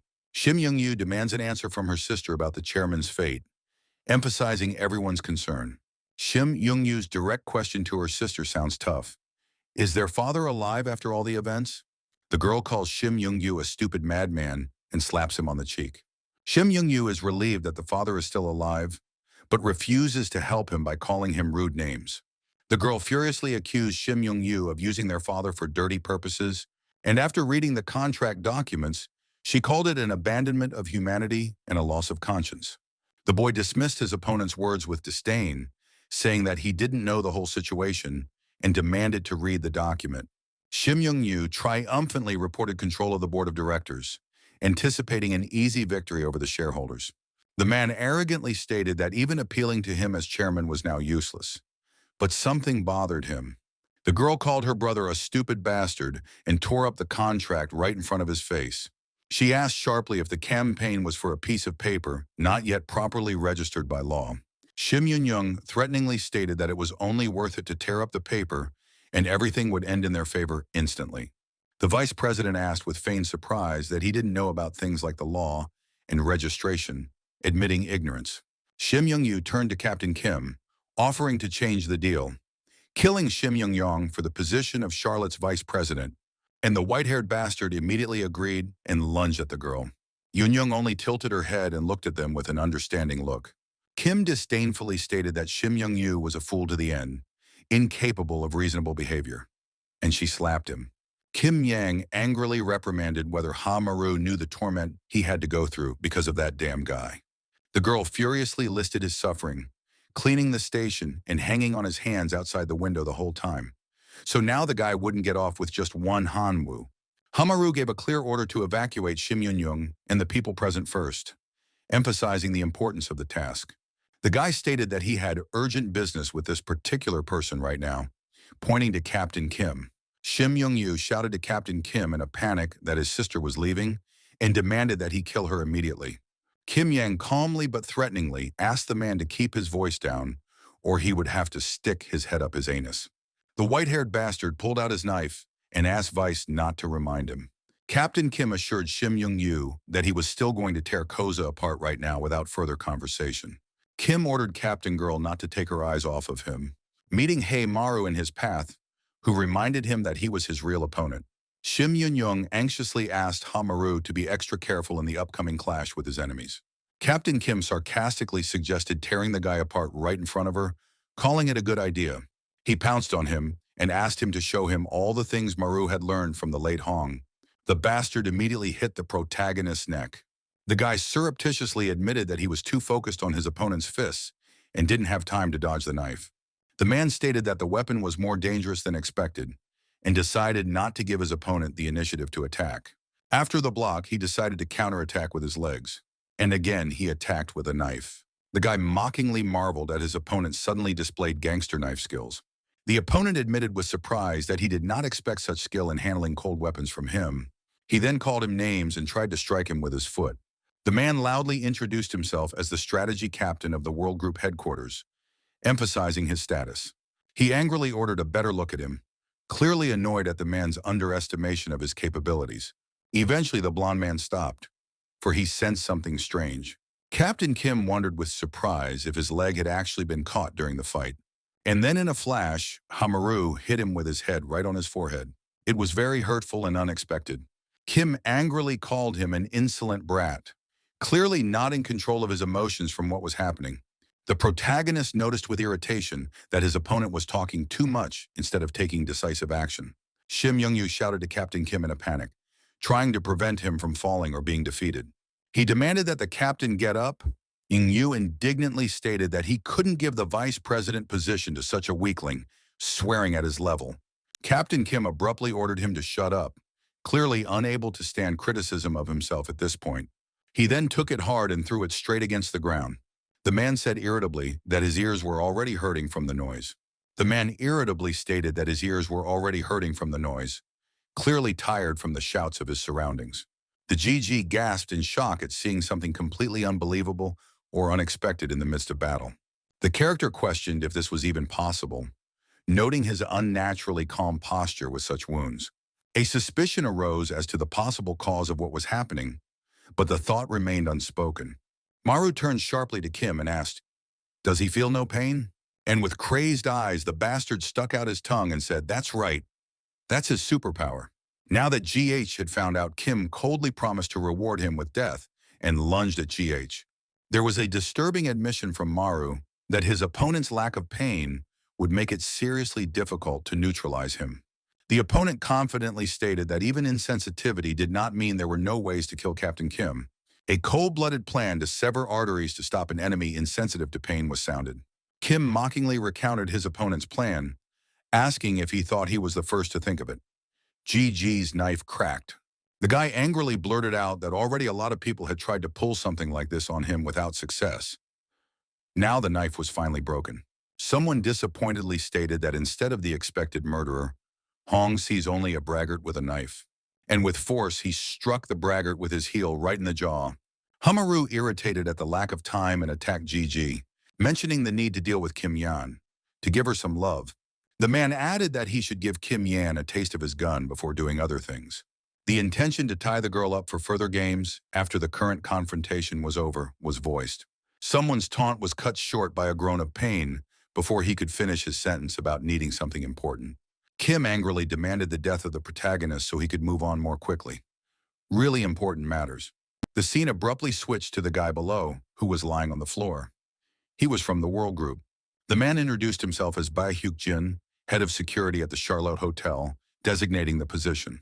He reported a sweep of the floor, but warned of the possible presence of enemies on the upper levels of the building. Bai Hyuk-jin reported a helicopter call to the rooftop, and Kim inquired about the status of the strange man nearby. Shim Yun-young objected to evacuating without Hamaru, fearing for his chances of being rescued alone. Bai Hyuk-jin insisted on flying out immediately since Maru had personally asked to handle the problems and evacuate everyone. Kim Yan smiled at the head girl and assured her of Hamaru's return, calling him a demon survivor, and humorously noted that even the head of security was confident that Hamaru would be safely brought back. Shim Yun-young thought for a while and agreed to go, but demanded a guarantee to save Hamaru and received a firm promise. Bai Hyuk-jin vowed to bring Hamaru back alive, confirming his seriousness with a single sentence. The scene reverted back to Kim rudely reminding Hamaru of his haste, annoyed at the delay due to his opponent's chatter. The guy offered his opponent a taste of his gun, and the GH remarked that even without pain, the man remained human. The man compared the opponent to a pig, which has a thick, fat layer to protect it from damage. He explained that such creatures do not go down without hitting vulnerable points, just like the current opponent. Hamaru confirmed that in general with this approach, it didn't matter whether the bastard felt pain or not. The guy dismissed the interest in the opponent dismissively, comparing the superficial blows to the senseless rage of a pig. The man explained the rule of slaughter: kill with the first blow or stun with a blow to the head if necessary. He picked up a hammer from the ground and struck it precisely on the head of the annoying enemy. But suddenly Maru was surprised by what he saw in front of him. Captain Kim complained with feigned pain that the blow had actually made him dizzy. He sarcastically remarked that a real knockout would have required a chop hammer, or at least a sledgehammer. The guy pounced on the GH, throwing multiple punches. A warning was sounded. If the stun fails, the enraged pig becomes extremely dangerous. The man recommended restraining his movements instead of attacking vulnerable points in such a situation, and he punched him forcefully in the elbow joint. His arm was finished. Kim wondered with a sneer that his opponent was able to think despite his apparent stupidity. There was a shocked non-recognition of the force of the blow, beyond what one would expect from a 10-year-old. Hamaru coldly outlined the sequence. First the arm, then the leg for immobilization. Kim respectfully recognized his opponent's strength and intelligence, but questioned his ultimate victory. His opponent angrily rejected the idea that he could be stopped by the current level of damage to his body. The protagonist irritatedly stated that there was no sure solution to neutralize a persistent foe. Therefore, Maru needs to use some special technique or approach in this situation. Kim was surprised at the presence of a hidden trump card in a seemingly exhausted opponent. The man suddenly expressed sympathy for the guy's resilience, offering to show his gun. The guy stated that physically traumatizing the opponent was probably ineffective, but there was another solution. He reminded that the opponent is still human, despite the unusual resistance abilities. The man decided to affect the enemy's internal organs to incapacitate him permanently. He used the chawl technique, regretfully recognized that his strength was far inferior to the original master of this technique. The intention to repeat the strike while overcoming his own pain and exertion sounded, and quickly flung the bastard back again, using a claw strike. Finally, the Kim crumbled to the ground, and the guy stood looking at his hand. The guy noted that the technique was hard on his body, but was glad to have won in just 2 strikes. His arms wouldn't have been able to take much more. But Gigi was startled when he heard suppressed chuckles behind him. Kim exclaimed in disbelief at the impossibility of what was happening, clearly shocked. He described the unfamiliar sensation of shaking internal organs, calling it strangely magnificent. There was indignation from the protagonist that his opponent had sustained the blow, and on the move, Kami demanded that now Maru would finally take his gun. He deserved it. There was an alarm sounded about the inevitability of getting under attack if the current tactic continued. Suddenly, strawberry jam splattered on the floor. It was Captain Kim who choked on it and decided to spit it out, and then fell to the floor along with the jam. That's how it happened in front of the GG. The bastard didn't make it. The man looked at Captain Kim on the ground with relief. He anxiously thought of the consequences if he didn't use a special technique against Captain Kim. Finally, an injured bodyguard rushed upstairs and said that he had finally found H.A. Mara.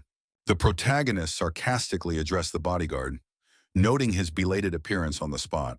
A demand was made to immediately leave the dangerous place without the slightest delay. The arrival of World Group's outside forces outside the building was reported, surrounding the location. And among all those bastards, there was even Director Chol again. The scene changed. We saw a helicopter landing cautiously.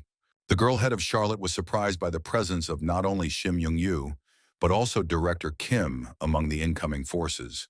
There was a rhetorical question as to whether they were proposing to start a full-scale war now. Chairman Yu Pang was addressed with a sneer, emphasizing the absurdity of the situation. A statement was made that the temporary absence of the chairman does not justify attacking the group's headquarters. An accusation of publicly eliminating the leaders was added and demanded full accountability for what they had done. Someone reassured President Shim, promising to solve the current problems without unnecessary complications. Yuden spoke calmly on the phone, even smiling at all the facts listed. She mentioned that the mop-up process had known peculiarities or nuances of execution. They were not limited to the Charlot Group headquarters. The scene changed, with Gigi running up the stairs and inquiring about Shim Young-young's condition, after hearing from the bodyguard about her early departure from the scene. But Yuden spoke again about their thoughts on what was going on at the hotel. The guards were outside. Clarified that the responsibility includes the security of the hotel where the events took place. Security promised a perfect cleanup of the aftermath with no trace of the incident. Emphasized the complete destruction of evidence, making the place look as if nothing had happened. The scene had already moved to the street a couple minutes ago. The guard was tiredly reflecting on his life, repeating his official status like a mantra. He resented the nightly overtime without extra pay, stating the exact time 2048. His name was Lee Kyong. He realized that they were working here for pennies, even though they worked for the World Wide Web. So he gave a loud order to his partners to finish off their opponents and go home as quickly as possible. But upon reaching a certain spot, the guards were shocked, especially the complete absence of people in the area of responsibility, questioning the reasons, but it was too early to relax. The chief guard assumed the fleeing enemies, warning of a possible ambush and the need for vigilance. The commander ordered a thorough search of the room, receiving a loud confirmation from a subordinate. The subordinate reported the room empty, refusing to believe the enemy had left voluntarily. A suggestion was made about the insanity of Charlotte's group abandoning the base for no apparent reason. Another room was empty. Someone confidently announced the escape of the enemy group, summarizing the tentative conclusion of the search. But how they could have abandoned their headquarters was beyond anyone's comprehension. The guards stated the complete evacuation of the enemy with valuables, calling the situation a disaster. Cursing over the night's work broke out, interrupted by a report of a serious problem. The commander rudely interrupted the report, demanding only information on the location of the Charlotte group. A subordinate reported locked doors and elevators not working, making matters worse. The head of security would have been simply shocked at such news. The realization dawned. The enemy was not avoiding combat, but preparing a trap to isolate the group. And at that very second, all the floors of the World Wide Web security detail went up in flames. The scene changed, and now Chol stood next to the defeated Kim and spoke about how he had bragged for nothing. There was a rhetorical question about the discrepancy between the loud statements to the chairman and the actual failure. A rebuke was added about the inability to handle even Hamaru, emphasizing the level of defeat. But suddenly the Cole was surprised to discover an unusual detail that required immediate scrutiny. There was a shocked mention of the wound, interrupted half a sentence upon closer inspection. He respectfully noted Hamaru's significant progress in skills since the last meeting. After all, Maru was so quickly able to grasp the meaning of his technique and put it into practice effectively. Anticipation for the next confrontation with this opponent sounded. The scene once again shifted to the staircase where H.A. Maru and the bodyguard were rushing down. Who clarified that Shim Yun-young and his family were already safe at the Busan Hotel, and only they needed to evacuate. Explained the choice of Busan, World controls Seoul, and President Shim has resources there. Emphasized that World won't be able to easily attack them in Busan, deciding to move there immediately. Now the guy understood why they chose that particular direction. The bodyguard pointed to the car outside the door as a means of immediate evacuation to a safe area. The scene now moved to the Charlotte Hotel in Seoul, where Shim Yun-young was walking among the staff and inquiring about the consequences of abandoning the base. The plan was revealed: activate the bomb to blame the World Group for the destruction. That was fine, but the girl expressed concern about the lack of promised support from the Japanese allies. It was reported that the allies from Doi Ranch were on their way, but were delayed due to the difficult situation.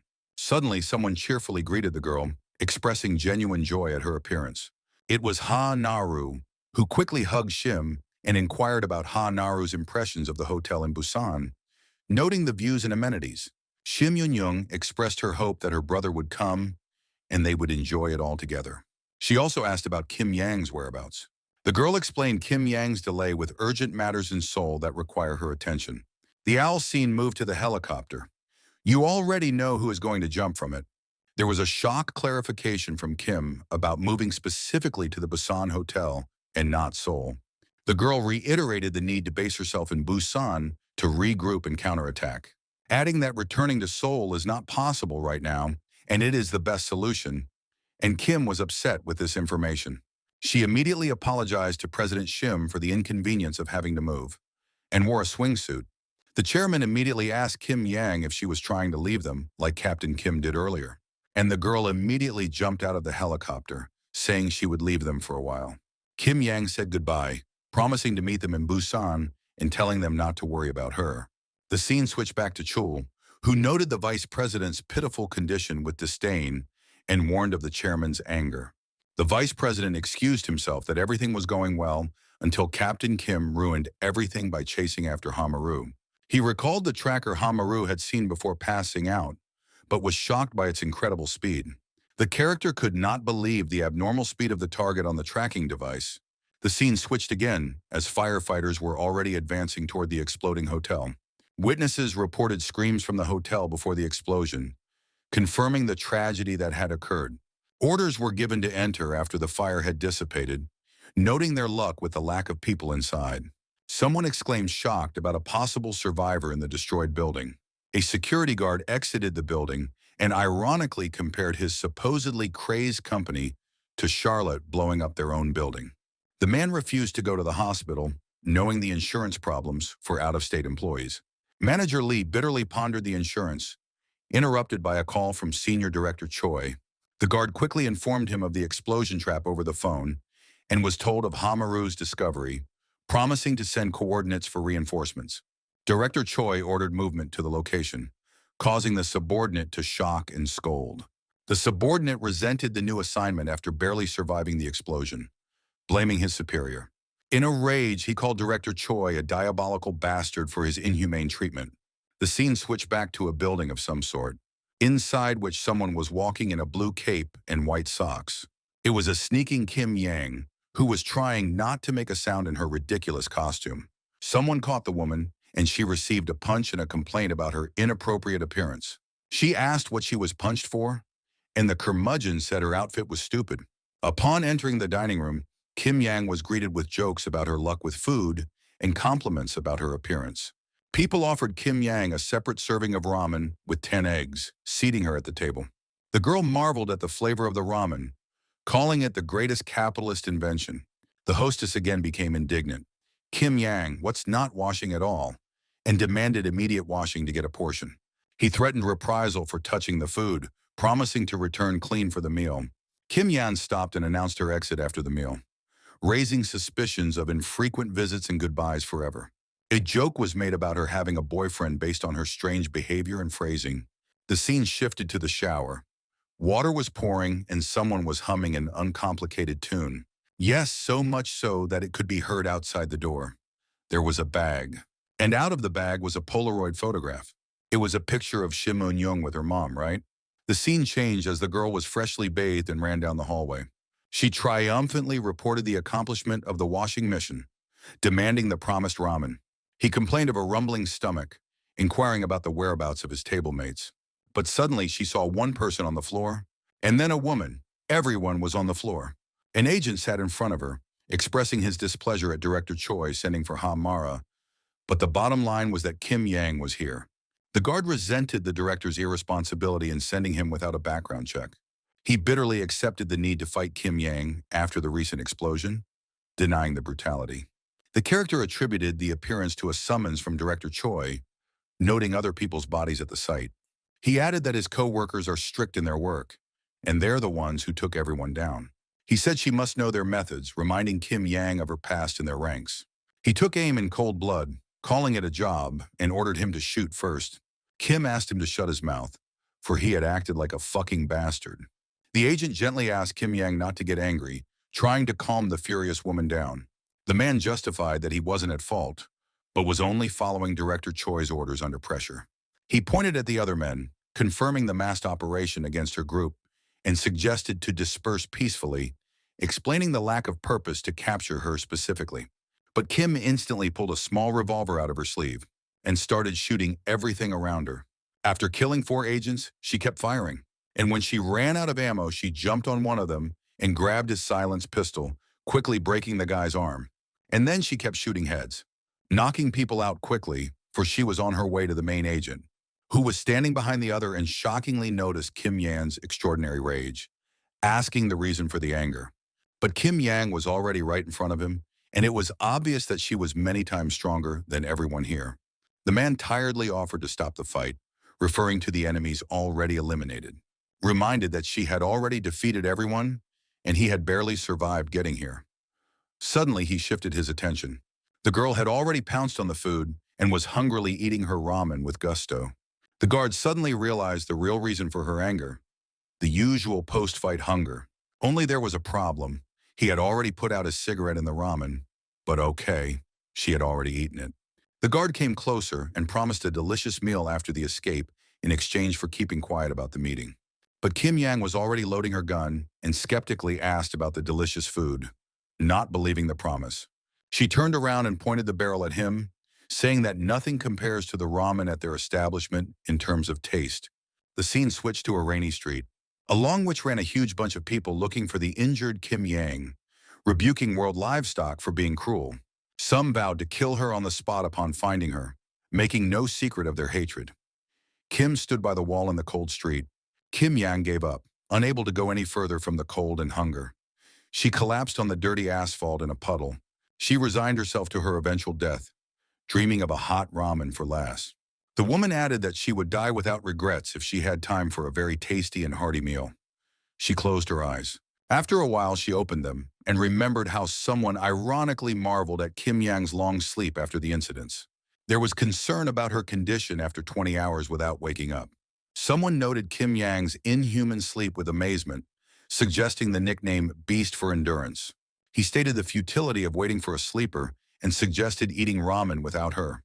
And then she immediately awoke, blissfully welcoming the long-awaited ramen, praising the comfort of the humble abode. An argument erupted about adding ramen, advice on streaming mukbang, and distributing portions among everyone. Kim Yang resented the capitalistic approach to food and the indifference to her plight. No one asked her any unnecessary questions. Someone parried that these were the laws of the market, suggesting a riot, but leaving the food for Yang. She was even better off there than the place she was born in. They confirmed the intention to leave a portion, noting her phenomenal slimness in spite of her appetite. It was that very family that had become her true and cozy home. But it came back to the present as she tearfully took aim at the bastard that had destroyed her family. She immediately tried to shoot him, but the guy quickly dodged. He vehemently denied his guilt in the incident, defending himself against the accusations. and punching Kim in the face. He recalled arriving without medical attention after being seriously injured. The girl immediately promised to kill everyone present to relieve the mental stress. The man tried to block the blow with his foot, but did not succeed well. There was a rude insult to the woman, reinforced with foul language. She immediately sped up and hit the man in the face with force from her knee. He was sharply ordered to shut up and stop whining in a critical situation. Someone complained irritably about the tedious overtime at night, and the girl didn't even listen to his complaints. Here she is, of course, bad. He warned of the consequences of ignoring his words without elaborating on the details. The man claimed the limit of patience after days of tension and fatigue. He was accused of lying, refusing to believe in the veracity of the information voiced. He passively accepted the disbelief, noting the time and hatred for the 2 days' work. The man gave an ultimatum to finish everything in 10 seconds without delay. The scene shifted to a fast-moving car on the road. He tracked Mr. Lee's arrival through the data and decided to head towards Busan, where Shima Lin-young was hiding. The guy took the news of Busan with trepidation, knowing the region's impregnability. He described the geography of Busan, the mountains, the sea, and the fortifications created for defense back in the last war. The fellow expressed despair at the impossibility of attacking the fortress, where the target had taken refuge. His opponent calmed him down by deploying the argument that if Shima Lin-young was inside, he couldn't get out. Now a whole motorcade of expensive and fast cars was already traveling with them. The scene changed. The timer was inexorably counting down the last seconds before the decisive action. Now Kim tried to shoot him again, but the guy quickly dodged. The very next second, the guy decided to attack her with his knife, but she blocked it and kept shooting. Now he pushed off with one foot and drove his foot with force right into Kim Yang's stomach. Finally, the first decent punch. But Kim Yang wasn't going to just stand there. With her fist, she landed a couple of hard blows on the bastard's head. The man lunged again, but Kim Yang managed to dodge it. With 2 seconds left, the guy's sword got stuck in the ground, but he quickly pulled it out. And in the next instant, he pointed it towards the girl, slashing her bust. The guy annoyedly stated the 10-second limit had been broken, preparing for the next fight. He was adamant about finishing the job now, despite the threats. Kim challenged her opponent to a fight, using rough handling to reinforce the challenge. She vowed not to let her enemy go even at the cost of her own life, even after death, adding that she would rather sell her soul than let him leave. Suddenly surprised at the half-word, for the girl had jumped back with her back straight through the window, sarcastically offering eternal rest to someone so eager to finish his shift. Lastly, she pointed her gun at him. That was how she decided to give her enemy eternal rest. At first it seemed that she was crazy and just jumped out of the window and missed the last shot. But the man understood. She jumped out of the building to shoot the gas pipe and blow the place up. Immediately, a huge explosion went off all over the neighborhood and the block where the delicious ramen was. Chol and Vice drove up to the scene and bluntly questioned Manager Lee's style, noting the atypical mess of methods. Chol looked at it and realized the forcefully dirty work. Lee would never have done it that way. Then he shifted his gaze and saw, amongst the heap of agitated crowd, a girl running towards the stairs. It was Kim Yang. She was running outside the blue light veterinary clinic. Her pursuers ran after her and declared Kim Yang a traitor, ordering her to search outside the hospital for Amal and kill her on the spot. Meanwhile, inside her, the vet stood in shock with the beautiful dog, standing there without a sound, because the girl had ordered him to be quiet. Kim Yang stood with her wound and tried to call someone. She obviously needed help, but there was a Chul standing outside who looked under his feet and saw a trail of blood. He looked closely to see where they led, and the trail led to the very same blue light veterinary clinic. A small blue van was already parked outside it. It hid the entrance, but as soon as it drove off, that Kim had gone inside the animal clinic. Inside staff asked in surprise about the reason for the visit to the medical facility, assuming a medical checkup. Chol stood menacingly in front of them and asked about the injured woman admitted today, confirming the search for Kim Yang. The doctor reported that she came in and asked for her wounds to be treated, stole her shoes after treatment, and left through the main entrance. There was a sound of bewilderment at the lack of footprints at the exit, except for the group of women. A command was given to pursue the very blue truck under the cover of which the target had fled. But it was already speeding through the city. Inside sat the bodyguard in Hamaru, who shockingly asked the girl why she was here and not in Busan with Shim Eun-young. He turned around and asked, Why did she decide to turn to Seoul in the middle of the road? The girl explained that she had a couple of things to do before tomorrow, but damn, she was tired. The guy demanded to explain the urgent business while chasing them, but the girl said it was personal. The girl asked him to stop asking and assured him that her luggage would save their lives, earning her thanks later. And so they drove on down this winding highway. The streetlights came on even harder. The road rumbled on, and from around the bend, the headlights of another car immediately came on. It was once again the motorcade of bastards who were already on their way to the souls of the protagonist and Kim Yang. The scene once again returned to the Charlotte Hotel in Busan for an emergency meeting. There was some sort of ball of high-ranking, rich, and cool people. Everyone was sitting at a social gathering. Shim Yun-young thanked Director Jang for her quick response to her call. The director expressed doubts about the forces against World, but the girl said it would be okay. He heard from the girl about joining the ranks. And someone in a rage accused Hamara of killing 3 of their men during the escape. It was those drug bastards who described 300 billion won in damages for destroying their establishment, and mentioned Hong's promise of compensation, but he too was killed by Hamaru. Angrily demanded Hamaru's current coordinates for immediate retribution. It was Tekanaka Yoshinori.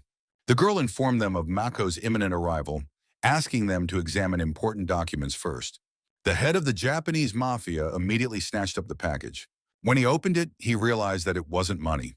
Somebody resented paper instead of money, demanding real guarantees. Shim insisted on examining the documents, promising a favorable solution for everyone. The bandit jabbed at the documents again. Maybe they'd give him some real estate as an apology?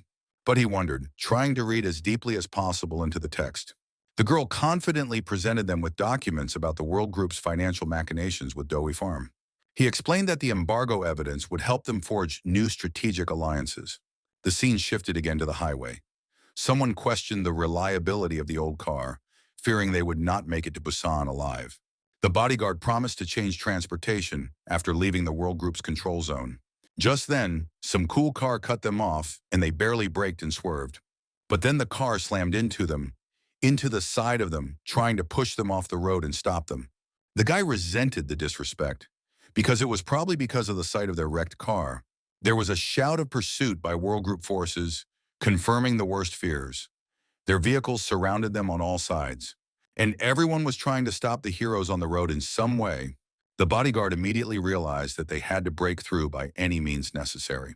He reached for the handle of the checkpoint and demanded a firm grip before the dangerous maneuver of leaving the chase. He saw a gap between the bastards' vehicles and quickly ducked into it. Kim Yang immediately praised the bodyguard for his skill, but noted the lack of breakaway.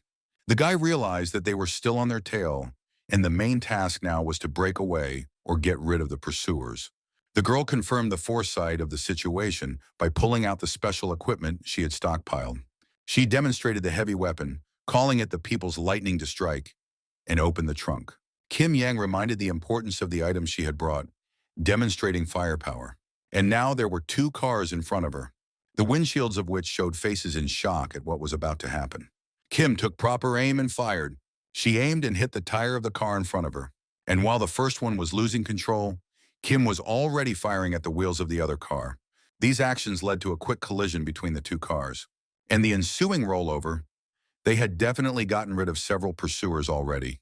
She turned to her partners and said that this is it. The power of her weapon took the bastards down so easily. The girl tried to say that here was her luggage and really came in handy, but their friend's van shook violently because the car in front of them braked and tried to stop them. All 3 of the remaining cars worked to slow the van down and smoke the bastards out. When the car came to a complete stop, a wounded girl with a rifle in front of her jumped out of the back of the van. She was already aiming and shouting that she was going to show the light of revolution. But suddenly something stopped her and surprised her. She stopped aiming. In front of her, Hamaru came out of the van with a knife and ran further along the roofs of the cars, at the same time jumping up to them and neutralizing all the pursuers who also had knives. While he was beating one of them, the others were just sitting there in shock and fear at the brutality and power of the protagonist. But fear didn't help him survive. Hamaru caught up with them, even though they didn't try to resist. Soon, strawberry jam splattered all around it all. Someone identified Hamaru with panic, warning of his appearance nearby. The enemy vowed to kill him in a rage, using a crude swear word to reinforce the threat. But they were quickly neutralized with 3 shots. The guy got out of the car and was told that he must have lost his mind since he was acting so boldly. Maru looked at her, and the girl with the rifle reminded him that she had saved his life, hinting that he would owe her his life. Maru inquired about the method of tracking, suspecting the presence of a hidden tracker. He asked, "Did Kim definitely throw it away?" Yen confirmed that she had. They got into the car and argued about whether they should transfer to the enemy car, which was clearly faster but belonged to a world organization. The protagonist suggested that they stay put and swap the enemy car where they had originally intended to do so. An order sounded over the radio to block all roads into Busan and direct Kim Yan to the ambush. Kim Yan shockingly interjected about blocking the roads, realizing the seriousness of the threat. The guard realized their situation. Only sea or air routes remained. But the company is watching the departures, and there's no way to get to the ship in Busan at all. Kim offered to swim just to get there. Hamaru suddenly thought of a possible solution to the escape problem. He mentioned an acquaintance at Incheonport who was able to provide a boat. The guy clarified that the friend owned a boat suitable for their escape. The acquaintance shockingly asked if the huge ship was the friend's boat, and asked, where did he get such friends from? Hamaru corrected him, pointing out that their boat was not this boat, but that other boat over there. It was a small boat, but still cool. A girl greeted them from her deck, and Maru asked, where did he get such pretty friends? But he said it wasn't her boat. His friend is the guy among the girls. Hamaru's old friend happily called out to him, delighted at the unexpected meeting. They introduced the friend as Kim Ki-soon, an old comrade of Hamaru's from the past. In a moment, the yacht was already moored. The girls playfully called Ki-soon to stay, but he politely declined, referring to a friend. The man flirtatiously replied to the ladies, but explained the urgent search by his friend. Maru looked at all this and realized that Kim Ki-soon hadn't changed at all. And at that moment, a guy in a red Hawaii started running towards the protagonist to meet him. Kim looked at all this and had a strange feeling, saying Maru's name to himself. But instead of a friend, Ki-soon ran up to the girl. Very unexpected. Apparently, he is a catcher. He immediately took off his Hawaii and threw it over the girl, warning that the sea breeze could be detrimental to her health in her current state. The stranger gallantly asked the woman's name, eliciting a sharply negative reaction. He kissed her hand. With disgust, the girl sent him away and slapped the 2 balls between her legs. Very unpleasant. She rudely rejected the advances, proceeded to beat up the guy who called on all his girlfriends to come to his aid. The bodyguard advised to settle the matter with the friend diplomatically, avoiding conflict, and to get out of here as quickly as possible. Suddenly, a faint voice of a guy came to them from the floor, asking them not to apologize. Ki-soon clarified the end goal. They needed to get to Busan quickly by any means possible. The scene changed to the final meeting, the lobby of the Charlotte Hotel in Busan for final instructions. Shim with the report urged people to fight for life, not death, demonstrating world's triple superiority. The seriousness of the enemy's outnumbering and the risks of heavy casualties in a clash were emphasized. President Kim Dong-ho just sat and listened to the speech. He was the head of a trading network. President Min Chung-sok condemned the victory at the cost of the future, calling such a price meaningless. President Takanaka Yoshinori urged his colleagues to live for glory instead of posthumous honors. Min Chung-sok then asked Shim Yun-young for the floor, receiving permission. He directly asked about the realistic chances of winning against World, demanding an honest answer. Shim Yun-young estimated the probability of victory at 10% with spontaneous resistance. The president of pharmaceuticals was surprised. She raised the chance to 50% with a clear plan and unity among everyone present. Shim Yun-young raised the chance of victory to 80% with strategic execution of the plan by all participants. She firmly stated her belief in their overall victory without doubting the success of the operation. She repeated the 80% figure as the probability of defeating the world group under ideal conditions. Everyone was shocked. One of the presidents even started clapping at the woman's oratory. And then all the co-conspirators stood up and started clapping for their new president for whom they could do their best. Watching all of this, Shim dismissed the 80% chance as not enough to be completely sure. Shim Yun-young stated that 100% victory was only possible with H.A. Maru's personal involvement. He was their key to victory.